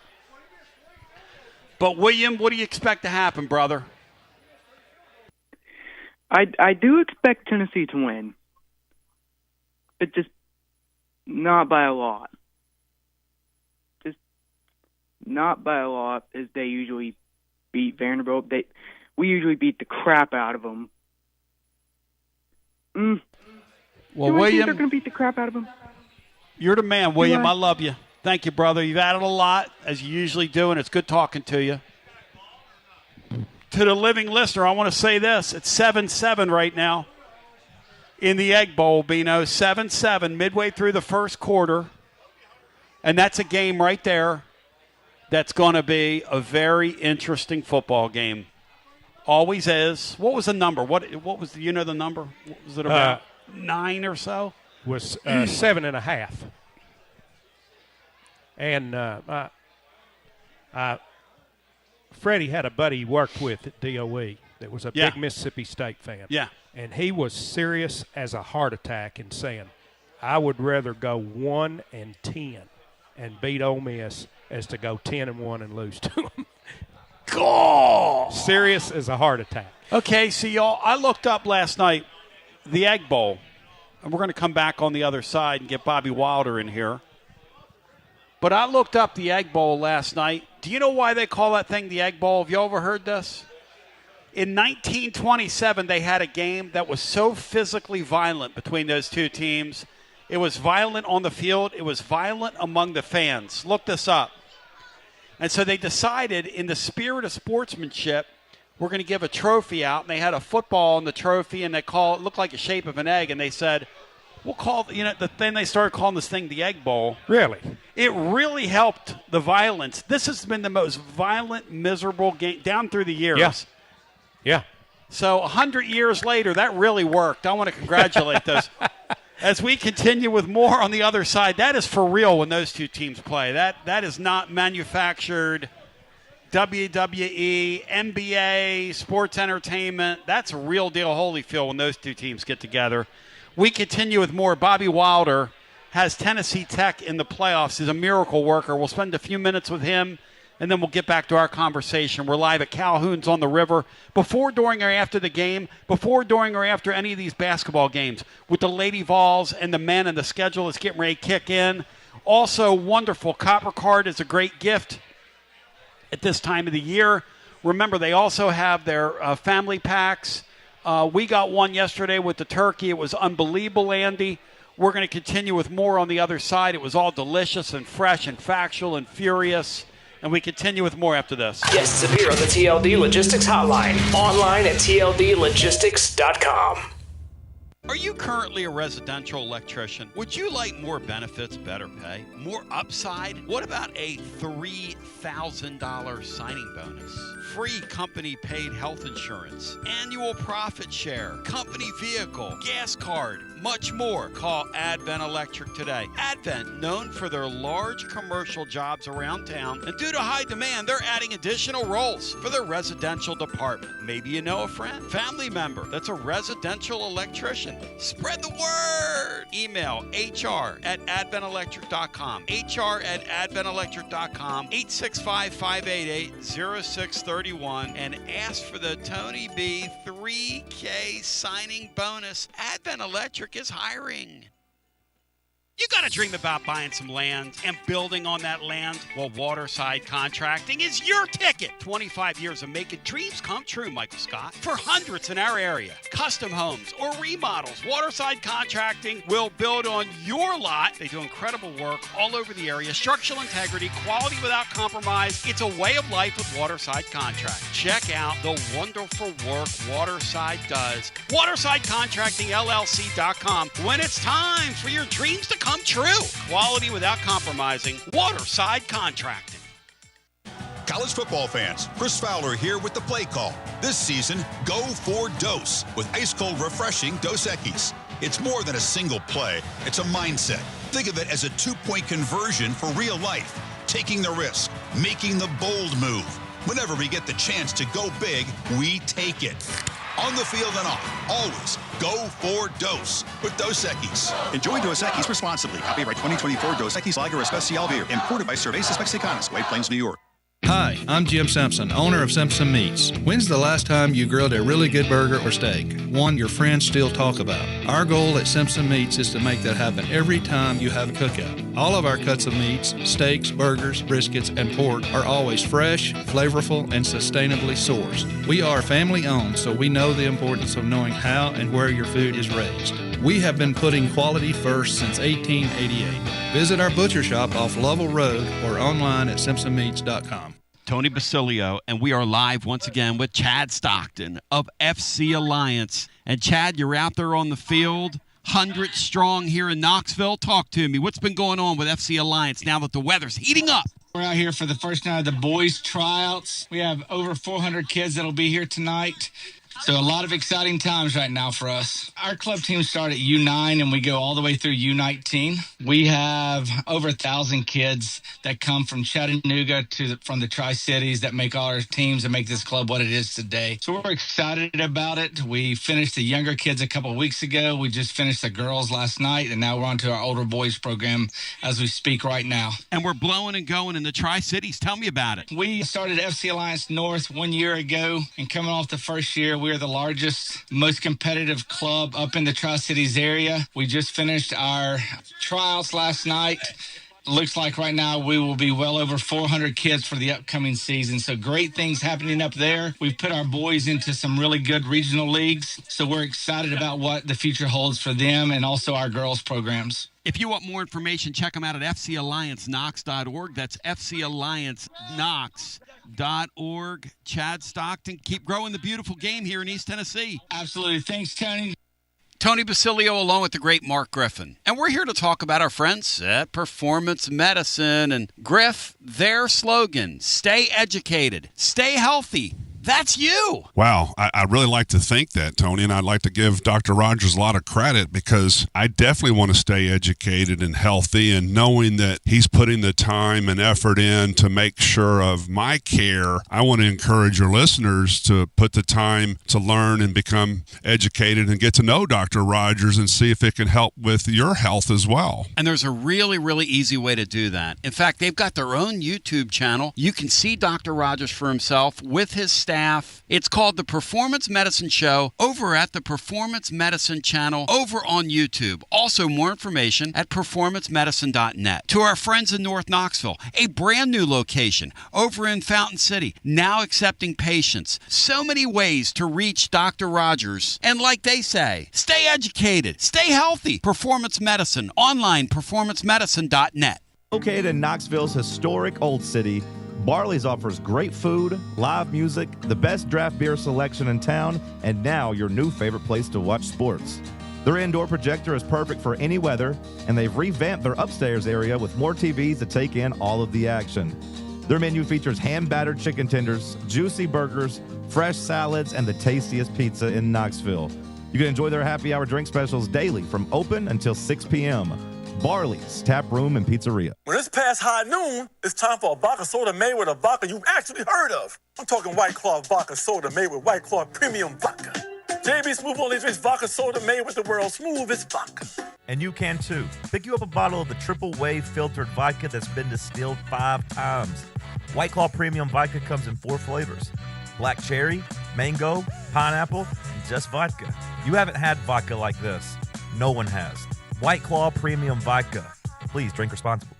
The season of giving reminds us of what truly matters, community and connection. Hi there, Jennifer Morris here with Keller Williams Realty. As the year closes, I wanted to take a moment to sincerely thank you, my Basilio family clients. Thank you for trusting me with your most important decisions. Whether it was finding your first home or successfully closing a chapter, your trust means everything. I look forward to new and continued relationships through the new year, and feel free to reach out to me at 865-694-5904 or nextmovesmokymountains.com. That's nextmovesmokymountains.com, and of course, go Vols.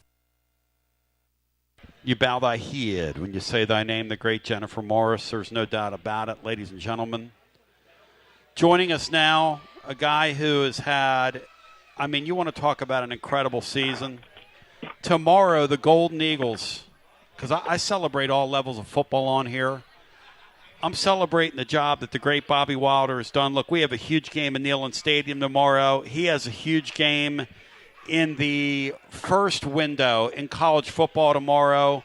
Something for you to keep your eye on while you're at your tailgate, because tomorrow the Golden Eagles take on, ladies and gentlemen, North Dakota. This is going to be a next level playoff game tomorrow. Coach Wilder, how we doing, brother? Good to talk to you.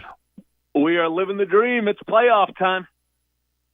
Brother, tell me about this new season. I'm reading an article here from North Dakota, and they're talking about the season they had, and they're talking about how this gives them a second lease on life. Obviously, at your level of ball, when you start playing those teams, they're used to winning. How challenging is it for you when you walk into the second season with your club? Oh, it's awesome. This is where competitive people want to be in competitive situations. That's what we have here. This season started with 130 teams. There's 24 left that are competing for a national championship. North Dakota plays out of the Missouri Valley. In the quick history, 12 of the last 14 national championships in FCS come from the Missouri Valley. North Dakota State, who's 12-0, ranked number 1 in the nation, has won 10 of the last 12. South Dakota State has won the other 2. The Missouri Valley got 6 teams in the playoffs. The OVC only got 1 team in. It's like the difference between the SEC conference, if I could compare the Missouri Valley to the SEC, and the ACC conference being the OVC. That's the difference. They got 6 teams in. This team is 7-5. They've lost 5 games by 1 touchdown. They played P4 Kansas State, lost 38-35. So it's a very good football team coming into Cookeville here tomorrow, and we're excited to have them coming to our house. Coach, I've got an older brother that attended Tennessee Tech and still loves the Cookeville area. And how excited are the folks in Cook Vegas right now over your football team? Everybody's excited. The whole campus, the community. I'm not sure if you guys know, this past summer, Tennessee Tech was voted the #1 public university in Tennessee, and our president is Phil Oldham, is such a visionary. I've been doing this 34 years. I've never been around a guy in his position that sees the chessboard like he does, and he invested in football because he sees it as the front porch to the mansion. He sees it as bringing national type of attention, like this playoff game will tomorrow, to Cookeville, Tennessee, and everybody in the community is energized. This is a very close-knit community. Cookeville's about 40,000. Putnam County's about 80,000 people, and Tennessee Tech University is the focal point, and they haven't had this level of success in football in the history of the school. We're the first team ever in 104 years to win 11 games, the first team ever to start 10-0, the first team ever to go 8-0 in a conference and win it, the first team ever to be ranked as high as number 4 in the nation in some of the polls. So it's energized the entire community in a great way. It's very exciting, man. Tell us about this Dakota team you guys are getting ready to see and the challenge in front of you. Bunch of beef eaters. I tell you what, these Midwest boys, they eat. They got a lot of kids from the Dakotas, from Minnesota, Iowa, Illinois. Yep. It's a big football team. That's the style this league Bobby, plays. Bobby. Apparently, we got some guys from that part of the country down here on the deck at Calhoun's on the river. No offense, but continue. I love that.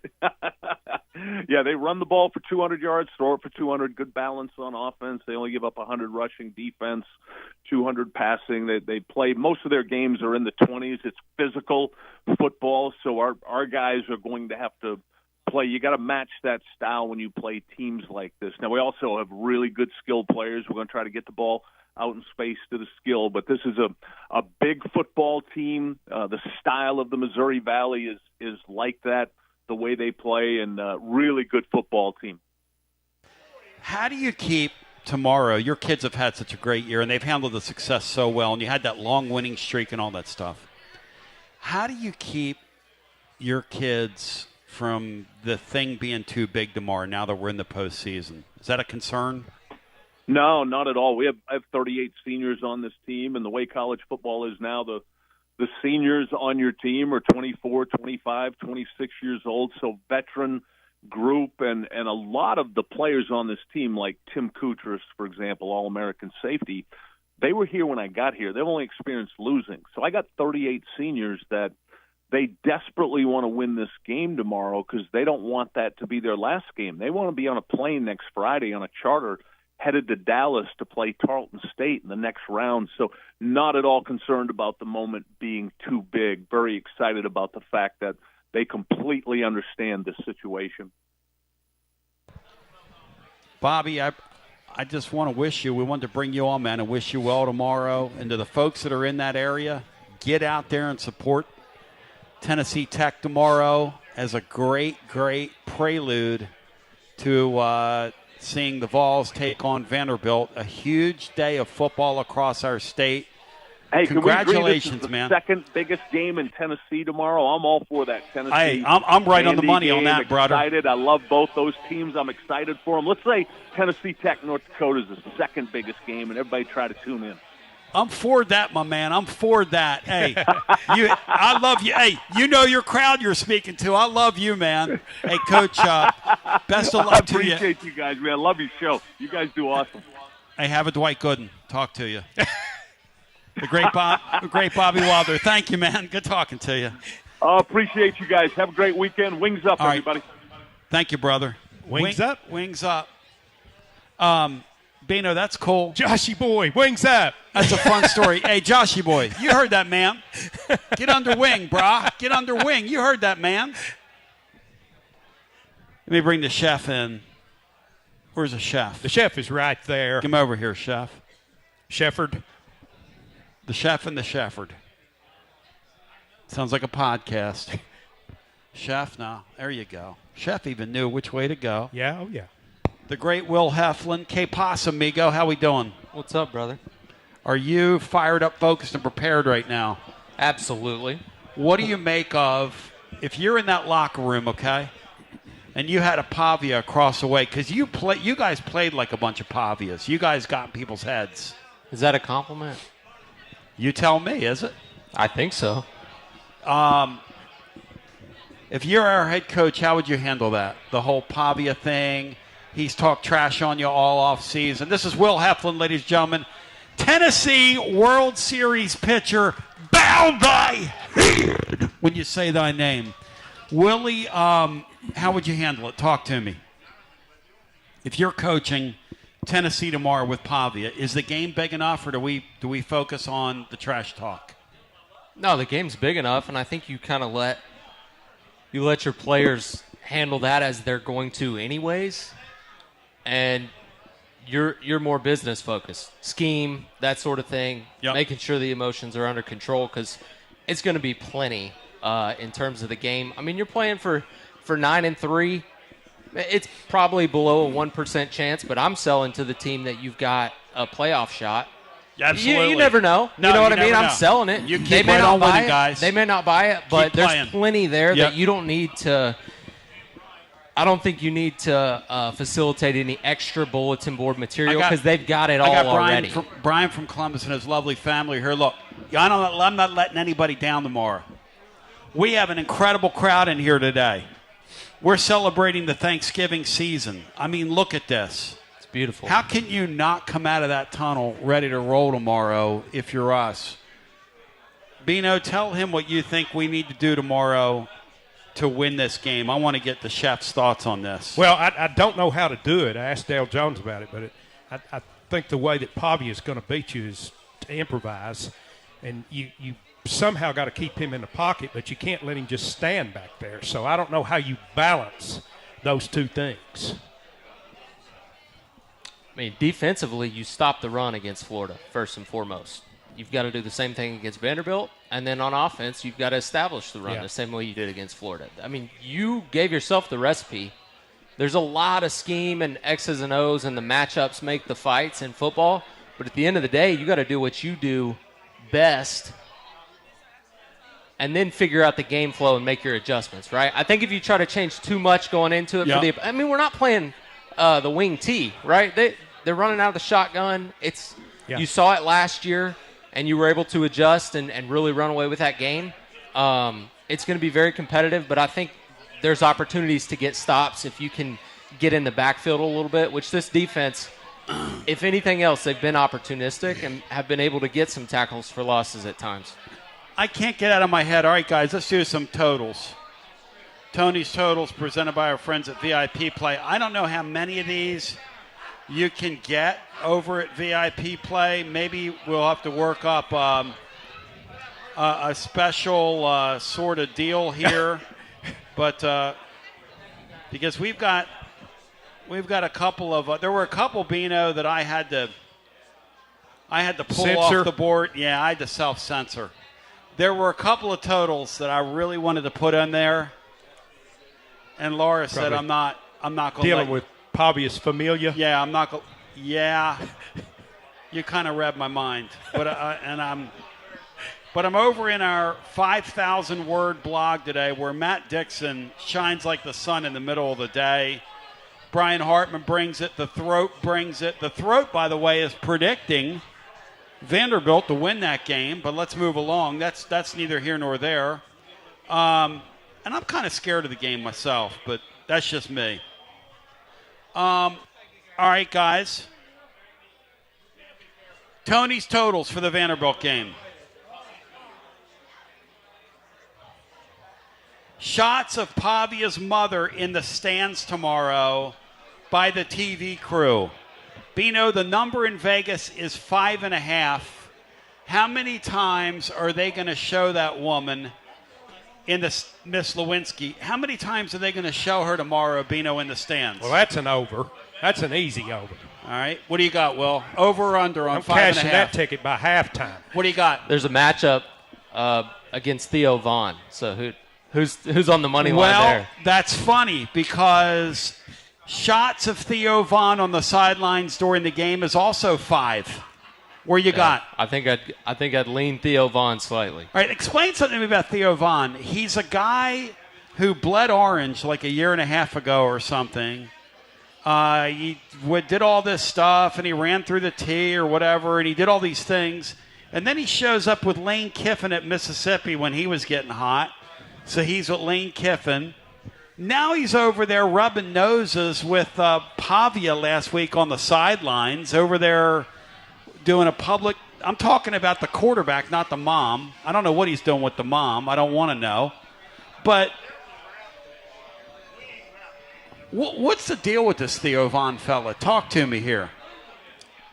I mean, he's a great character. He's one of those guys that is kind of allowed to do whatever he wants. That's exactly right. You know what I mean? Like, he is who he is. I think it's great. You can take this any way you want to take it, Bino. Shots taken by Pavia's brothers by the fourth quarter tomorrow. I've got 4.5 shots taken by the Pavia brothers tomorrow, Bino.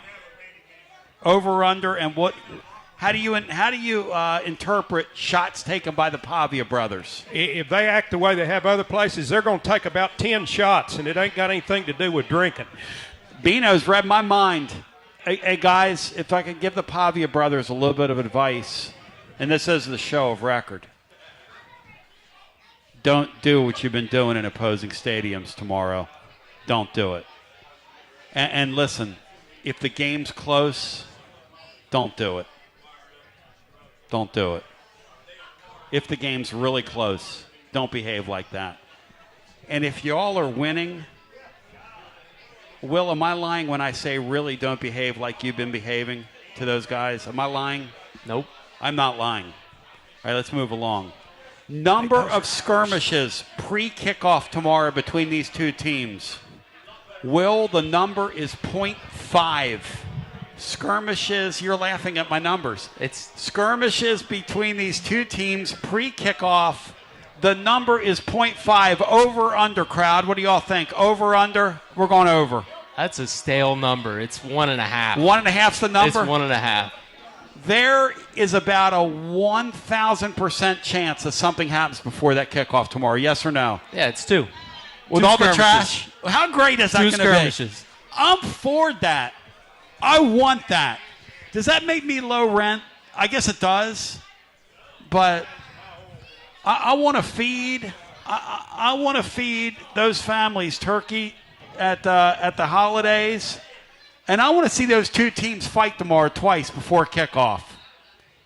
I want Tom Hart and Jordan Rogers to come on and talk about how it's poor sportsmanship. I love those guys. They're for the fights too.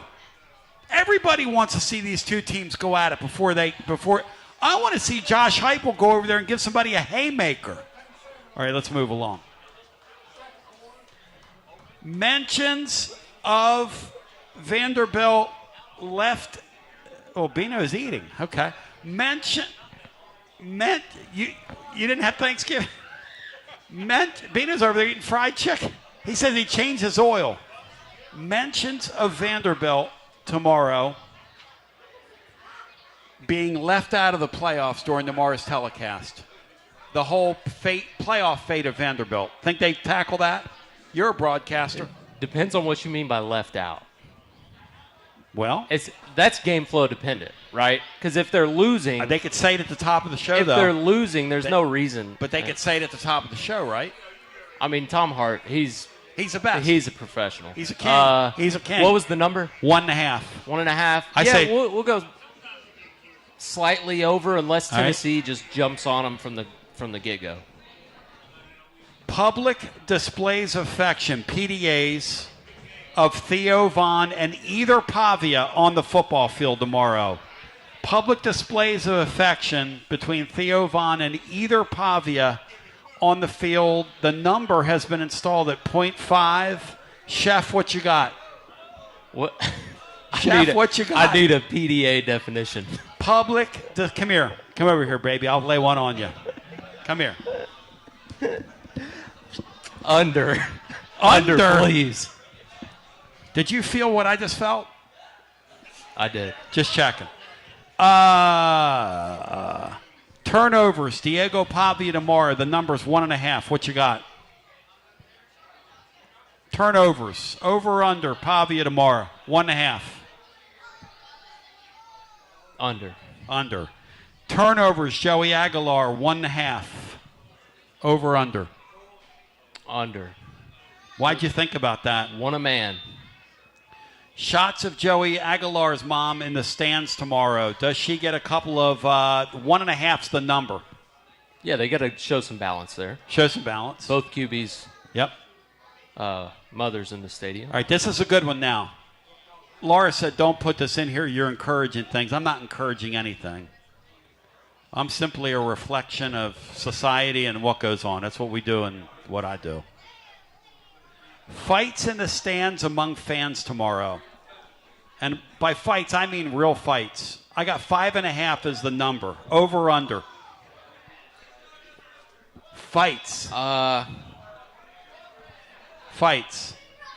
I'm going to go under because how many Vandy fans will be in there ready to fight? You know what I mean? Like, tell you what, Bino's fighting with those chicken wings. Those chicken wings are winning right now. No offense. That's not like we're meeting a Michigan or Ohio State neutral site. Okay.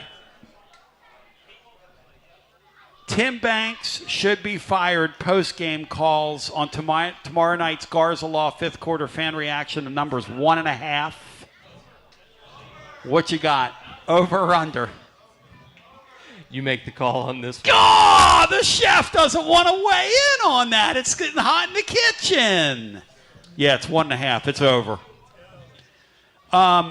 Tim Banks deserves a raise. Post-game calls tomorrow. 0.5 is the total.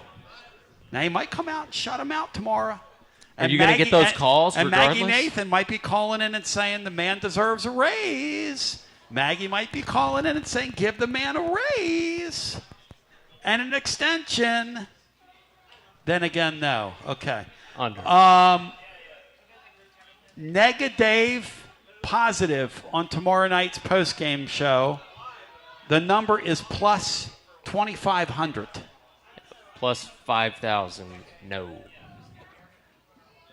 Negative. No.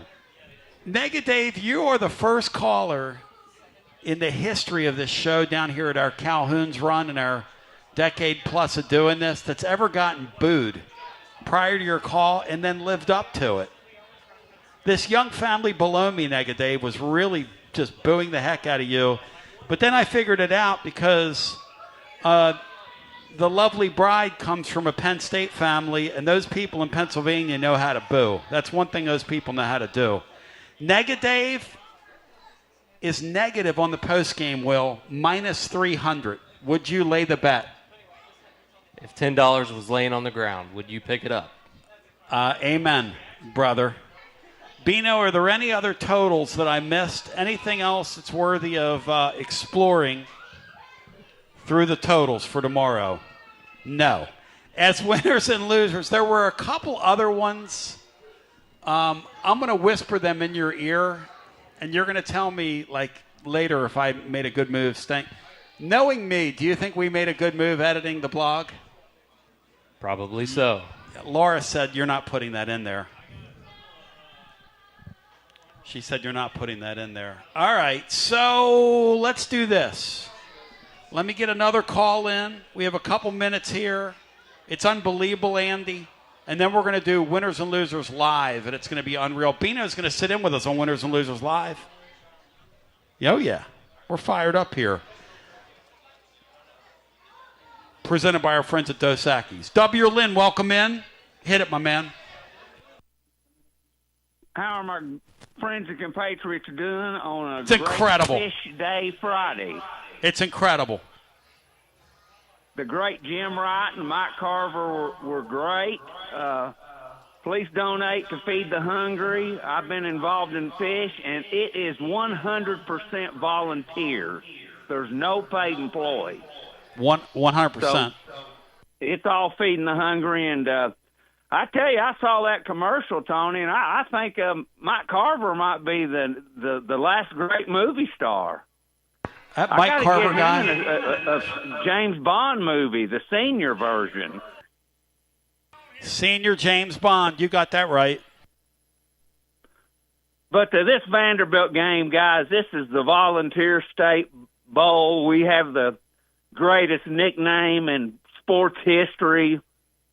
For the coaches, Nealon, Cafago, Majors, we've got to win this game.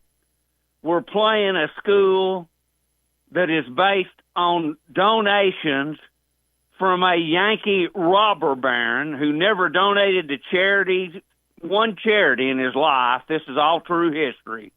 The only thing he donated money to was to a school that put his name on it. and he created a fake Navy and called himself Commodore. They're a bunch of imposters, and we have got to take care of business. This is the volunteer state, and we're the Tennessee Volunteers, and we got to win this bowl game Saturday. W. Lynn, I love it. I love your spirit. Dale Jones starting this hour and you ending this hour, perfect bookends. And I hope you have a great weekend. Thank you, my friend. Incredible work by W. Lynn. You go Big Orange. Thank you, my man. Shout out to my friends at Calhoun's. You're incredible. We're going to continue to fun and frivolity. We're going to do winners and losers live. It's going to be an absolute train wreck for the ages, presented by our friends at Dos Equis. Go for Dos. But in the meantime, and shout out to VIP play as well. We're going to have a special play for you on the game tomorrow. Over, Rover. We love you. God bless. GBO. Peace. You're listening to FM 105.7 and AM 1340. WKGN Knoxville and W289CU Knoxville. Fan Run Radio. Ladies and gentlemen, boys and girls, children of all ages, presented by our friends at Dos Equis /VIP play. We are live with you. It is winners. It is losers. It's really winners and winners because we've been red hot. It's incredible. How excited are you, Chef Heflin, for the card tomorrow, bro? A+ card. A+. A+ card. Nothing else needs to be said. Yeah. How surprised are you right now by the fact that Ole Miss is leading? But, we got a flag down. But Mississippi State's very much in the football game. 14-7 early on in this first one. Not the least bit surprised. Not the least bit surprised. Would have probably liked to have talked about a little +7.5, but the game's already going, so. Very interesting. It's gonna be nervous for Ole Miss down the stretch. Bino, from a playability standpoint, as an illicit gambler, what do you think of this card from a gambling standpoint? Not a watchability standpoint, but a gambling standpoint. What do you think of the card today, tomorrow? I actually like it, Tony. This is one of my favorite weekends because I'm a dog player. Yep. And there's a whole bunch of dogs that come through on this weekend, year in, year out. Now, Bino, I want you to think about what you're saying. You're a dog player. What's Vandy tomorrow, Bino, in our stadium? I exclude Vandy. They're supposed to be a dog. The dogs are going to bark this weekend, though. I agree with that. You know what you have this weekend when you start talking about the dogs? Think about A&M and Texas. Think about a team that's already in the championship game. And Texas does not want to see that team go undefeated tomorrow. That's a sneaky great play on the board tomorrow, isn't it? 7:30 tonight. 7:30 tonight. Wow. 7:30 tonight. Woo! It's pretty amazing.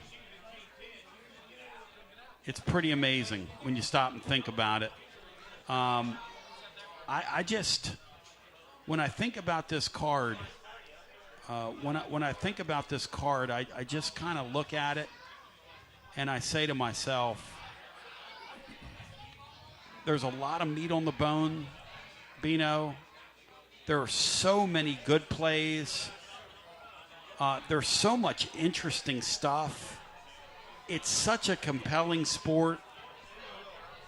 Give me, Bino, your favorite, when you look at that card, your favorite play on the board. Tony, I like Texas. One thing, I'm just an absolute sucker for teams that are almost never home dogs catching points in their building. Yep. And I'm as impressed as anyone with what Texas A&M's done this year. But they've done it. But they've done it without playing the three other best teams in this league besides themselves. They didn't play Alabama. They didn't play Georgia. They didn't play Ole Miss. And I think they're going to run into a buzzsaw tomorrow in Austin. So they had kind of a gift schedule, right? Well, I mean, Yeah. They didn't. Yeah. They didn't play the other Yeah. three teams other than them that I think are the best teams in this league. You know, and I'm not sure how good Texas is. That No. offensive line is not good. No, that's right. That's right. The thing about Texas tomorrow is, though, they need and want that game a whole lot more than A&M. Yeah. A&M's already had their season. A&M's already had their season, and I don't know what to make of that. But you think A&M rolls them tomorrow? No, I think Texas rolls. Oh. I don't think they roll them, but I believe Texas get wins 'em. the game in Austin. All right, so let me bring the fourth member of our panel. Okay, 1, 2, 3, 4. Brian Hartman, 5. Let me bring I'll put him as the 4th. Nashville Lee joining us from Parts Unknown. Lee, how we doing? Lee from Parts Unknown. Lee, how we doing? Hey, we're doing good, Tom. Yeah, we're driving around and we're delivering some turkeys today, man. I love it. Doing Yeah. God's work, brother. Doing God's work. I love it. Lee out there helping folks. Lee out there helping folks with a servant heart. I'm for it, not against it. Lee, what's your favorite play on the card, man? So the biggest play I got this weekend is it's not an important game at all, but I'm on South Carolina -2.5 tomorrow against Clemson. I've got this power rated at -4.5. I think the market is a little bit behind on the changes that South Carolina has made to their offense a couple weeks ago when they got rid of their play caller, new offensive line coach. They've really made a lot of changes to how they're running things. You saw that like in the first half against A&M when they put up like 30-something. They were in a real difficult spot last week. I know it was against Coastal, but their offense looked a whole lot better. They're running with tempo now. They're getting the ball in Sellers' hands a lot quicker. And they're playing at home. This is their Super Bowl tomorrow against Clemson. I think South Carolina has a massive advantage on special teams. I've got their defense ranked higher, which is crazy considering what we thought Clemson's defense was going to be to start this year. Clemson's got some guys on defense banged up. So, yeah, I've got this line at 4.5 for South Carolina. So anything under 3, I thought was great. So that's my biggest play this week is South Carolina -2.5. Lee, any second thoughts about just what a role reversal that is? I'm always scared of role reversals, and South Carolina being favored against Clemson scares me. Yeah, I mean, a little bit. I would have liked to have gotten Beamer as a dog because he has done really well at the end of seasons and sort of in that role. But I don't. It's because it's under 3. It doesn't bother me that much. If they were laying like 6 or 7, there would probably be an issue with it. But essentially, you're asking me essentially to win the game. So not too much. It's winners and losers, ladies and gentlemen. Bow thy head when you say thy name. Presented by our friends at Dos Equis Lager Especial. Make it a part of every one of your sports weekends. You will not be disappointed. It is smooth. It is the guest that never overstays his welcome. It's always invited. It is a classic Vienna style lager. Easy for me to say. Kind of like me, it's got a full body and a smooth finish. A full body. I love you, Carver. Thank you, brother. Smooth body and a full finish. It's 127 years old, ladies and gentlemen. Do not mess with something 127 years old unless it's Dos Equis Lager Especial. They must be doing something right. Cervezas Mexicanas, and we're fired up, focused, and prepared right now. Live at Calhoun's on the river. We're doing our little show live here that we do. Thousands and thousands tune in weekly to get these plays, the knowledge we drop on people like Cole. Cole wants to know what Joshy Boy's favorite play on the board is right now. Auburn +6 against Alabama. Tell me why. I think this is a tricky spot for Alabama, and I think Auburn could get them tomorrow. Panel, what do we think about Auburn +6 with the Tiders? Bino? If Joshy Boy likes it, I like it. Interesting. Chef, what do you think of the play? You got Jordan Hare at night, voodoo, black magic, whatever you want to call it. It's must-win for Bama, so if I had to lean one way, I think they probably squeeze it out, but I think Auburn can stay inside the number. We'll see. I mean, it really comes down to if Deuce Knight can show a little life for the offense, because the defense will keep them in it. Alabama's not been able to run the ball. So we'll see. I think you'll know early. If you see some weird stuff happening early, you'll know it's going down that road. Bino, if that coach from Alabama loses that game, you think our guy's going to have some heat? Yeah, no. You think our guy's going to have some people mad at him? Shh. That's a dude that's going to wake up in a new Bugatti. Auburn. He's going to be hating life, man. Breaking out a QB I haven't seen, I would stay away from that game. Brian Because there's said- just nothing. There's nothing. I can't really base my pick on anything that we've seen Brian so says far. he's staying away from that game because you're breaking out a quarterback. You're breaking in a quarterback that he hasn't seen. Was Brian too loud for you? Oh, turn you down. You're eating. Bino, I thought Bino was telling me to turn Bry down, and Bino's like, no, turn me off. I'm going to sit over here and eat while we're on the air. Bino, now, let me tell you something. I would never do this show and eat. That is unprofessional behavior by you. I would never eat on the air. Hey, Bino, we got a Sooner fan out there. Is that a Sooner hat? It is. Hey, y'all Most certainly y'all is. have had a hell of a season, man. A great season. And we had more fun with those. We were playing music right over here with those Oklahoma people about a good month folks. ago. We had more fun with that's a great fan base. Good folks. Y'all are good people. They could have got in and out of here without winning, but other than that, I mean, it's kind of disrespectful to come in here and win, if you ask me. But good thought, Bino. Brian Hartman, back at Studio Control in the Rainier Studio. Brian, what is your favorite play on the board?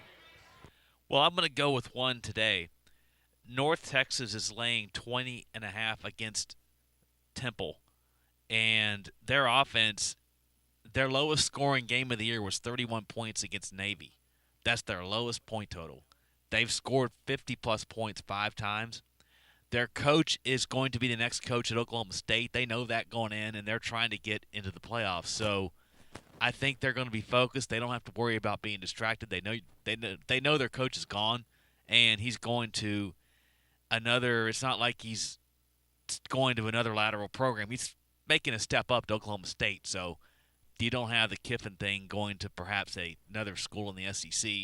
So I like North Texas to keep rolling up against Temple. I think they beat them. I think they beat them badly, and they'll easily cover the 20.5 points. It's an absolutely simpleton play by you, Brian. You've been going so well. You need to keep my Temple Owls out of your mouth in opportunities like that. Bino, how about the disrespect to him? On my Temple Owls. They'll kill the Owls. They'll what? They'll kill the Owls. Oh, they'll kill them. Thanks, Bino. I appreciate the vote of confidence. Will, your favorite play on the board is? I'm going to the game. The game up north. They've lost 4 in a row, and they're somehow laying 9.5. This is the year Ohio State goes up and gets one back on Michigan. You're going to the game? You're going to be there tomorrow? No. I'm saying that's where I'm going with my pick. Buckeyes. I thought he was going. The I thought he Buckeyes. was the game. I thought he you better was get out of going here to your homeland. The Buckeyes are laying 9.5. Jeremiah Smith nor Carnell Tate played last week. Yes. Jeremiah Smith will be back tomorrow. Not Yes. sure about Tate, probably not, but it's Yes. the best defense in the country. Yes. Michigan's not the same without Haynes. Yes. And I think Ohio State either covers with ease or loses the game outright because that's what they do against Michigan. So I agree with take that. it or leave it. And I think you're right. I think they cover with ease. This family is from Columbus, okay? Good now, folk. she grew up a Penn State fan.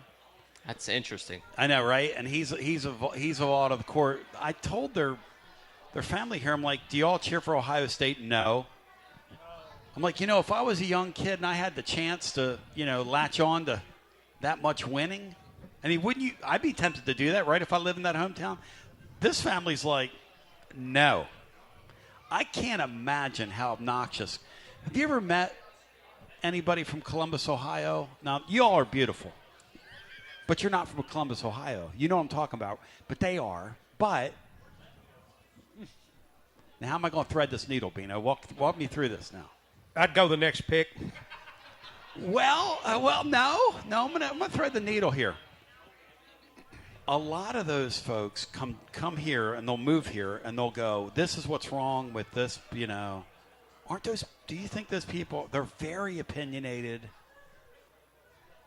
You guys are sweet. I love your family. You guys are sweet. You're right, Bino. Let's go to the next pick. Lee, what's your here on Winners and Losers presented by our friends at Dos Equis? What is your favorite play on the board? Second best. Yeah, it's going to be the over in the Iron Bowl, over 46.5 with Auburn and Bama. I think this is several points too short. One, we know Alabama is one-dimensional going up against that Auburn defense, which is incredible at stopping the run, but Alabama doesn't run the ball anyway. So I expect nothing but passing from Alabama tomorrow with Ty Simpson. You can get this Auburn defense through the air, so I think Bama's going to put up points. And on the other side, ever since Hugh left Auburn, they simplified this offense. There's only one play caller now as opposed to three. They're going to throw the kitchen sink at Bama. I expect to see all three quarterbacks play for Auburn tomorrow. I expect to see trick plays, deuce night, mobility. I expect to see Jackson Arnold play some with his running.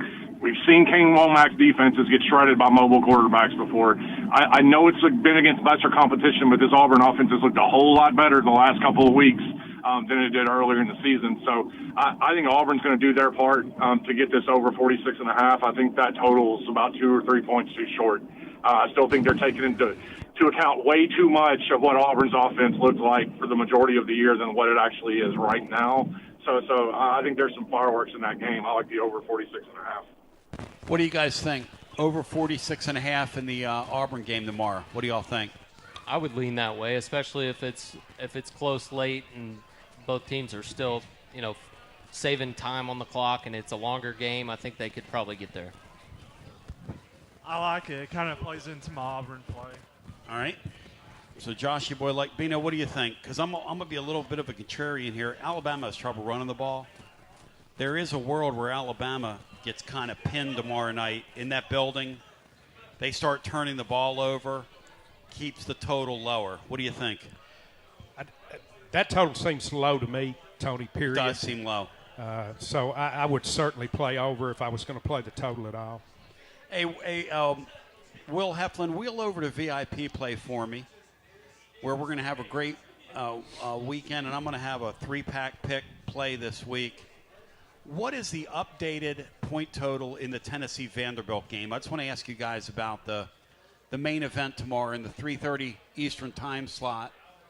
In terms of what we think, how we think this game's going to go, what's the updated number? 65.5, Tony. Wow. So it's jumped a couple points. It was 63, 65.5. Yeah. Lee, in your opinion, does that total go up? Does it go down before kickoff tomorrow? What do you think of that point total in that game? I'm fairly sure it's not going to drop below 65. 65 is a key number, and it completely blew through 65 earlier this week. So, which obviously makes some sense. I mean, we all know what these defenses are and how good the offenses are, right? So no, I don't think it goes down below 65. For me, like once you start getting past 65, it doesn't take a lot to kill an over. Like, you can have like a 5 or 6 minute span or a long drive that ends in a turnover or something, and then it gets really hard to hit that total, to hit that number. But I wouldn't play the under, that's for sure. I think this is a really good live trading game tomorrow. Like, I think you can get both teams at better numbers than what they are right now pre-flop on the side. Whenever you've got a game with this sort of total, there's going to be like runs by both teams. I think you can probably get Tennessee at plus 4.5 or better in game, and you can probably get Vandy at plus 4.5, plus 6.5 in game, and sit back and try to middle that thing. Like, I think it's a really good live trading game. Yeah. Anytime you're going into an emotional game that's a really low number, 3 or less, you're probably going to see both sides at plus money at some point during the game. And it's just got the make it, especially with a high total, right? You're going to have, you really just need one of your teams, whoever you're waiting on, to score twice in a row or give up 2 in a row, and then you jump in when you get that number. So you could end up with several tickets just hoping for a field goal game that you might get and win a lot or win both. How much in-game betting do you guys do pre-flop? Bino, do you do any? You do any live in-game stuff? I don't do any live stuff. All right. You guys just a little bit. Joshy boy? I used to, but I don't anymore. How about you, Lee? How much live in-game stuff do you do? I mean, I'll do it occasionally, but normally I like to identify games just like this to do it in. Like games with super high totals where you've got a spread sitting around 3 or less. Then you're generally going to, like Will just described it perfectly. Like, so you're looking for high totals and a spread of 3 or less, and you can really set yourself up to make a lot of money if you can shoot for a middle. Or like Will said, if you want to play both money lines, you're probably going to be able to get both money lines at some point during the game at plus money, which you're going to guarantee yourself profit. So never go broke making a profit, right? So that's the way I would look at this. Live today, ladies and gentlemen, it's a live edition of Winners and Losers presented by our friends at Dos Equis /VIP Play.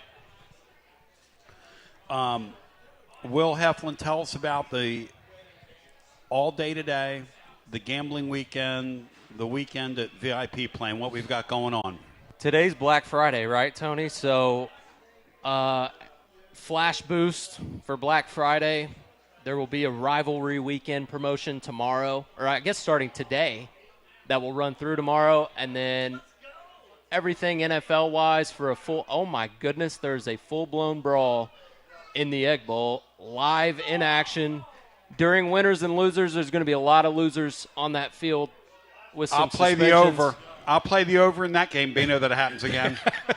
Maybe some fire hydrants late in this one. Oh, yeah. In the future. Anyways, back to VIP Play. Cyber Monday as well. There'll be a big boost for that. So all your Thanksgiving-themed and beyond promotions live in the app. Come have some fun. Got to be in Tennessee, 21 and up to bet. If you have a gambling problem, it's 1-800-GAMBLER. Thank you, my brother. Please have fun Please. responsibly. Yep, let's have fun. If you like to live in-game. Tomorrow's the Vanderbilt games. Don't get carried away. Yeah, the Vanderbilt games, though, the day to do it. One of the games to pick on. All right, Will, what's your second best play on the board since you're on the mic here? Well, we've already talked about it. I was going to give it out first, and then I'm not sure if we made it official or not, but it's tonight. You can keep the points in Austin, Texas on the money line. They're winning that football game. Here's the thing about A&M, and we didn't mention it before. We got to give them their props. Yes, they dodged the meat of the SEC. They did. That's not up to them. They don't make their schedule. What they did schedule was a road game at Notre Dame. That's the best win in the country this season, arguably so. So they've done what they needed to do, right? They have nothing to gain other than win a rivalry game, which I get. There's no reason to not go in there and win that game. You could end up being, depending on how the Big Ten shakes out, A&M could end up maybe being the 1 seed if they win tonight and win the SEC championship. Probably more likely the 2, even if they win out. Unless Ohio State drops Saturday, which we know is possible, but not on my radar given my last pick. Anyways, A&M 30-3 against South Carolina. They could have easily lost that game, showed a lot of grit to come back and win. However, there's a way to make Marcel Reed uncomfortable, right? He's been phenomenal. But Texas, their defense has been shaky at times, but the one thing they really do is get after the quarterback at times, and they've got superstars everywhere. Arch Manning's finally kind of – I don't know that there's anybody that played a tougher schedule than Texas. The Florida loss is not great, which everybody's got one of those, right? They lost at Ohio State and at Georgia. How bad can they be? You know what I mean? They haven't – a couple of their wins weren't great. Kentucky, Mississippi State. They're not getting – stop it. They're not getting in the playoffs. Don't talk him in. However, for a guy, his first SEC season as a starter, we've given the guy a lot of flack. they've put together, when you look back on it, not a bad resume. That doesn't mean anything for the pick. It's all about the spot here. But I'm just trying to make a point. You obviously want to get back into the network broadcasting when you start shilling for the Mannings like that. No offense. Joshy boy, you report will decide on the brawl. What's going on in that brawl, man? What just happened? Yeah, Ole Miss just fumbled it, and a Mississippi State player spit on Ole Miss player. We had a player expectorate on another player, Bino. That's a new thing now, I guess. Yeah, that should have been our over/under. We've had a lot of saliva this year in the NFL. Now it's down in college. What are guys doing? Keep your mouthpiece in. I mean, all right. Okay, you've gone. What's your second favorite play, Joshy boy, on the board? Tonight, Arizona State versus Arizona. Let's go. Yep. Who you got? Tell me why. Arizona, I think Blake Sims finally has a bad game as taking over for Sam Leavitt. And big game for Arizona State. They could technically win the Big 12. Well, make the Big 12 championship game. Is that the Blake Sims, Tennessee Lee, that started at Auburn like when Terry Bowden was coaching back in the mid-'90s? It's not that Blake Sims. It's actually Jeff Sims, but he was actually still playing when Terry Bowden was at Auburn in the 90s. So. Either way, he was at Nebraska with House a couple, you know, back in the 90s too. Kin to Billy Sims, Bino. I'll give you a shout out in our area. Kin to Billy Sims. All right, Brian Hartman, your second favorite play on the board. This is devolving into a completely illiterate show, if you ask me. Go ahead, Brian. I like USC minus 21.5 at home against UCLA, and no word if it's Nico or somebody else, but UCLA is 3-8. Their season's over. They have nothing to play for. USC, if they're just a little bit engaged on this game, and it's a rival game, so I think they will be. They're probably out of the playoff picture, but they came off that tough loss at Oregon. They're going to come home, and I think they're going to play pretty well against UCLA. I don't think UCLA has much left in the tank at all whatsoever, so I believe USC rolls UCLA tomorrow minus 21.5. Tennessee fans, do y'all feel sorry for Nico and what happened to him? No? Bino, do you? No, I do not. Feel sorry for Nico. I don't feel sorry for that's his what I'm dad. saying. You feel sorry for Nico? I kind of feel sorry for Nico. Yeah, I feel because sorry I think for he him. was kind of. I think he was pulled into that. They said last week on the broadcast he might be the most misunderstood guy, and I feel like that's a fair way to put it. Not sorry for him. He is a bit misunderstood. He might kind of stink. He's a grown man, though. He could have said, "I'm not doing it." Yeah, he could have done that. There comes a time when you got to look at somebody and say, "Hey, I'm going to stand on my own 2 feet over here." And by the way, my own 2 feet are supporting our family. And in Rapper Andy's words, the nation of 3,000, dare I say. So not only are my own 2 feet supporting our family, but all 3,000 of us. One of Andy's great bits when he talks about how they have 3,000 family members, yes or no, Bino? Yes. Make no mistake about it. All right. What do you guys think of Brian Hartman's play? He thinks UCLA unplugs, or USC unplugs UCLA. Bino, rivalry games like that one, to me, are really worth staying away from. That's a game down through the years that's been kind of a bizarre. Yeah, it has, but I think Brian's right on this one. I think one team's done and the other team's still playing. I think they'll name the number on UCLA. What do you think? That USC bunch, man, they're unpredictable. Yeah, but pretty good on offense. For all the years that Lincoln Riley's kind of lost ones he shouldn't. Yep. This team this year, they've handled business in the spots where they've needed to, and I would consider this a need to, just to get to that 9-3. They're similar to Tennessee in the way that they can wrap up a solid season, not what they wanted it to be, but they've been much better up front, running the ball. Being able to do stuff like that will help in a game like this because doesn't matter what.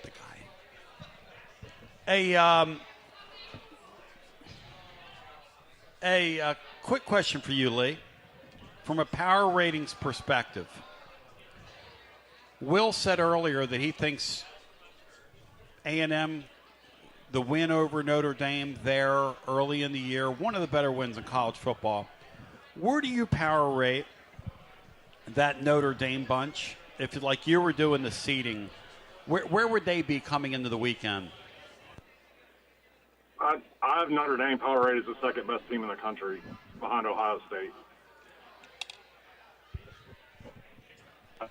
1.5 points ahead of Texas A&M. So here's the question. Power ratings are different from actual playoff seeding based on resumes and what you accomplished and all that, obviously. Yeah. But I've got them as the second best team in the country power rating. All right. Here's a discussion worth having. What if A&M wins tonight? What if this Texas team, Arch just goes out there and plays like he is, which is to say mid, and they win the game? Then they win the SEC championship game. Do they jump to the number one seed in this deal because they just got through this conference unbeaten, plus they have a win at Notre Dame? Lee, where are you on that? I don't think they'll jump to the one seed. I think the one seed, assuming Ohio State wins on Saturday, will be either Indiana or Ohio State, the winner of the Big Ten championship game. And I think the SEC champion will be the 2 seed. Yes, I think Lee's Is that exactly right. just? Yeah. That's just? Yeah. If your defending national champion is undefeated. Yeah. I just think that's and the way they've looked. Yeah. It's kind of unless the eyeball test tells us something really different, like if A&M dominates in Atlanta. What about my two boys here? Maybe What do they a think? Conversation. What about my two boys over here? What do they think? I wonder what they think. If A&M wins all their games from here and they win the SEC championship game, are they the one overall seed or is it Ohio State? Ohio State's schedule's been kind of weak anyway. Yeah, Ohio State's played no schedule. They played nobody. A&M will at least nobody. have played. They'll have to have played one of the 3 good teams at the top if they make the SEC championship game. Bino, you're over here doing like Ohio State's schedule, but look, I know preseason ratings are preseason ratings, but they played the number 1 rated preseason team in Texas, the number 3 rated preseason team in Penn State. Michigan was like 13 or 14. Illinois was top 20. Washington was sitting around 25. They're going to play Indiana, who was ranked in the top 20. It's not Ohio State's fault. None of these teams really lived up to who they were supposed to be. And a lot of the fact that those teams are down where they're at is because Ohio State thumped them. Now, it's not a great schedule. I'm not going to sit here and try to tell, but at the same time, there were decent teams on that schedule. That's way too much logic, Lee. What's really if you play teams that are ranked and you beat the tar out of them and they drop, you can't get discounted for that. Joshy boy is he's in my camp. Go ahead, Bryce. What's wild is Ohio State could fall out of the Big Ten championship game with they lost to Michigan, because I believe Michigan's just lost one conference game, and they'd own the tiebreaker. So that's correct. Bino, is that Michigan that's team, wild. If they win tomorrow, are they going to sneak into the playoffs, Bino? If they win tomorrow? Yes, I think they may. That might be the most idiotic thing in the world if they make the playoffs. Well, the thing is, if they go to the Big Ten championship game, they're going to get knocked back out. they actually, Ohio State might actually be better served for Michigan being in the playoffs, because that might actually remove one of the tougher teams they'd have to play from making it. I mean, we're talking about team. guys like Michigan could win tomorrow, go to the Big Ten championship game, get beat, and get knocked right back out. I think if you're going into that weekend, you won't get knocked out. They're going to make the playoffs regardless of what they do in the Big Ten championship game. They set that precedent last year with SMU. They're not going to penalize them. They're not going to penalize the SEC or the Big Ten championship losers. I agree with Bino. Yeah, it's probably. I agree with Bino. You think they knock them out? They can't. You can't. You discount your entire system of conference championship games. Who would play in one? Here's a question. Why are we playing in them anyway? That's a good point. But if you want to at least keep some form of integrity, count them. You cannot punish somebody for making their conference No, championship. if you want to keep a form of integrity, you count the result. If you lose, you're out. I'd say that about us. Here's It's the thing, for seeding Tony, only. if the Big Ten championship game is Ohio State and Indiana, the loser's still going to get a first-round bye. They're still going to be a top 4 seed. The SEC championship game, if it's A&M and Alabama, if Alabama loses, they're still going to get a bye. They're not going to drop them out of that bye spot. I'm telling you. One other question for you guys, because this is all going to come into crystal view here in the next little bit on winners and losers. So not only are we talking about, we're looking at the future here. Will the committee punish Ole Miss when Lane Kiffin stands up there later tonight and announces he's going to LSU, which is what he's going to do?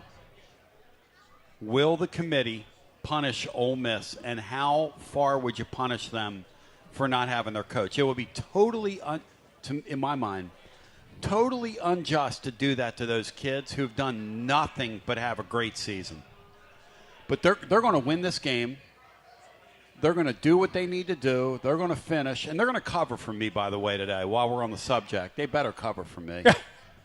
Thank you very little. Thank you for dropping that ball. Mississippi State is an accident waiting to happen all year. Did you see that bad drop right on cue? Will Heflin, the chef, cook it up? How many? How much do they punish Ole Miss for that deal? I don't know. Do they punish them? Should Probably. they punish them? Are you saying they're going to leave them out completely? No, at 11-1? I'm not saying that. I'm saying they wouldn't get a nod. Let's say it's between them and Notre Dame and Oregon for seeding. Yeah, they're going to get bumped back for sure. Bino, would that be a just thing to do? No, it's not a just thing to do, but it's what they'll do. It's the same thing that we're talking about. Ohio State automatically, or the winner of the Big Ten automatically, being placed as the number 1 seed. It's not just, but that's exactly what's going to That's happen. a shame, man, for those kids. I don't think that's as unjust as knocking Ole Miss down a peg or two because their coach leaves. That would hurt. That would hurt me. That would hurt my heart if they did that. Hey, if you tell me on Winners and Losers presented by Dos Equis, go for Dos. You tell me right now, if Lane Kiffin leaves Ole Miss, tell me right now with a straight face, all right? Should they punish him? Should they punish Ole Miss? No. Will they punish Ole Miss? Yes. Let me ask you this, Tony. Go ahead. What was your stance on Florida State in, I believe it was 22, when undefeated? Yeah, Jordan Travis, yeah. Now, your quarterback's different from a coach. For one game, I would argue quarterback matters way more. When they went and won their championship game without him, right? And that was a 14. Remember that. In a 14 playoff, they won their championship game without him and finished unbeaten. Should have put him in there. But here's the question for the panel, Tony. Yep. Is it the most deserving, or is it the 12 best? Well, there's always that conversation. Well, here's a problem. And that's what you're deciding. I'm including a group of 5 things. There's no way I'm taking the 12 best. See, I've already got that. I've already got this thing baked into my deal. Isn't that true, Bino? I'm not taking the 12 best. I'm taking the 12 that fit the format. No, you're taking the 10 best and the one conference championship that probably conference champion it probably doesn't deserve it, and a group of 5 team that doesn't deserve it. Or you're taking the 10 best. SMU's going to run through that back door again this year, aren't they? Uh-huh. Lee, where do you have Georgia power rated, out of curiosity? In that top grouping, where do you have them ranked? I have them 5th. Basically, I have Bama and Georgia right on top of each other at 5th and 6th. Who's at 4, Lee? Sorry, if you I'm have going right now. A&M at – no, you're good. State, You have Notre Dame at 2. Indiana, Texas A&M, then Georgia and Bama. A&M at 4. Okay. Yeah. How close are A&M and Georgia to you? About 1 point. I got A&M -1 on a neutral. Reason I'm asking, Tony, and you and Bino jump in here, is it weird how kind of under the radar Kirby Smart and Georgia are No as doubt. a lock to get into this playoff No and doubt. how well that quarterback's played. No Not doubt. even in the conversation of Heisman or any of this. Diego Pavia's got more publicity than Gunnar Stockton. The guy's played nearly perfect since October. And the defense is but it's like if you trust one guy to get a defense ready for a playoff game, who would you trust more? What do you think, Joshy boy? Gunnar Stockton. Bino, what do you think of the point that the chef No, is it's making there? a great point, and Yeah. they just set the bar so high. Yep. And what we're accustomed to with Georgia, that basically when Alabama beats them, then all of a sudden they're out, they're still in it, but nobody's talking about them playing in the SEC championship game, and they're just sitting back waiting. They're just sitting back waiting. They would be thrilled to sit at home next weekend. Absolutely. Oh, God. He'll never say that. Let Smart will A&M never and say that. No, let A&M and Bama beat up on each other, get that 4 or 5 seed, however it shakes out. Maybe they play the group of 5 champion at home between the hedges for their first game, and then start the playoffs in the quarterfinals. Y'all can laugh at this.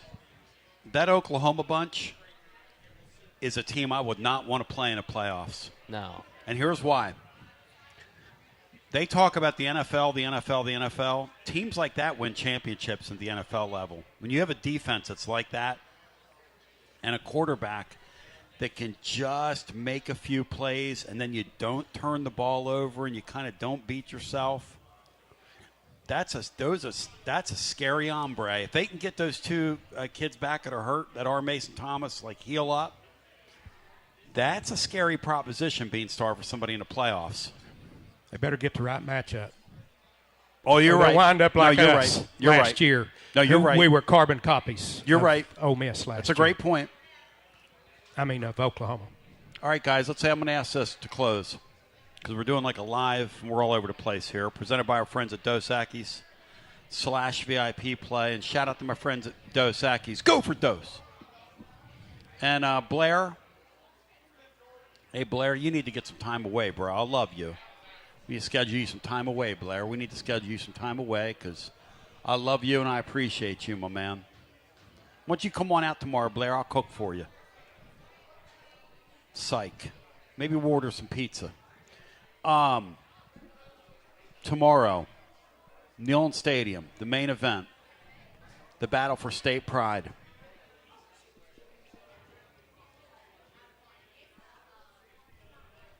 Should I do my total with this crowd out here?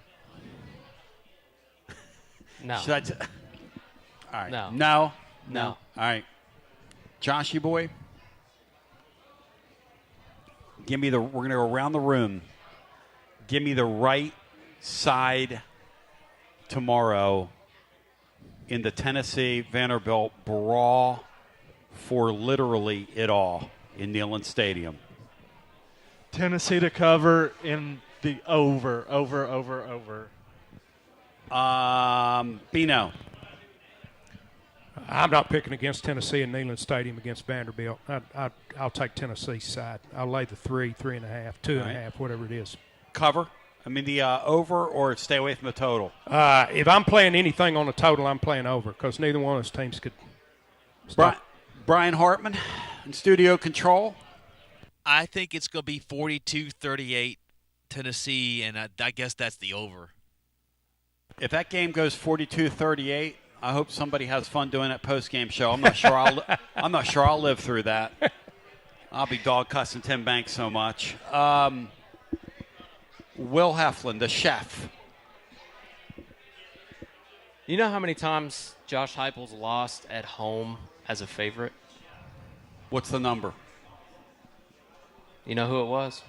One time as a favorite, Bino. Who was it? Let's see how good Bino is. Lost outright, not against the spread.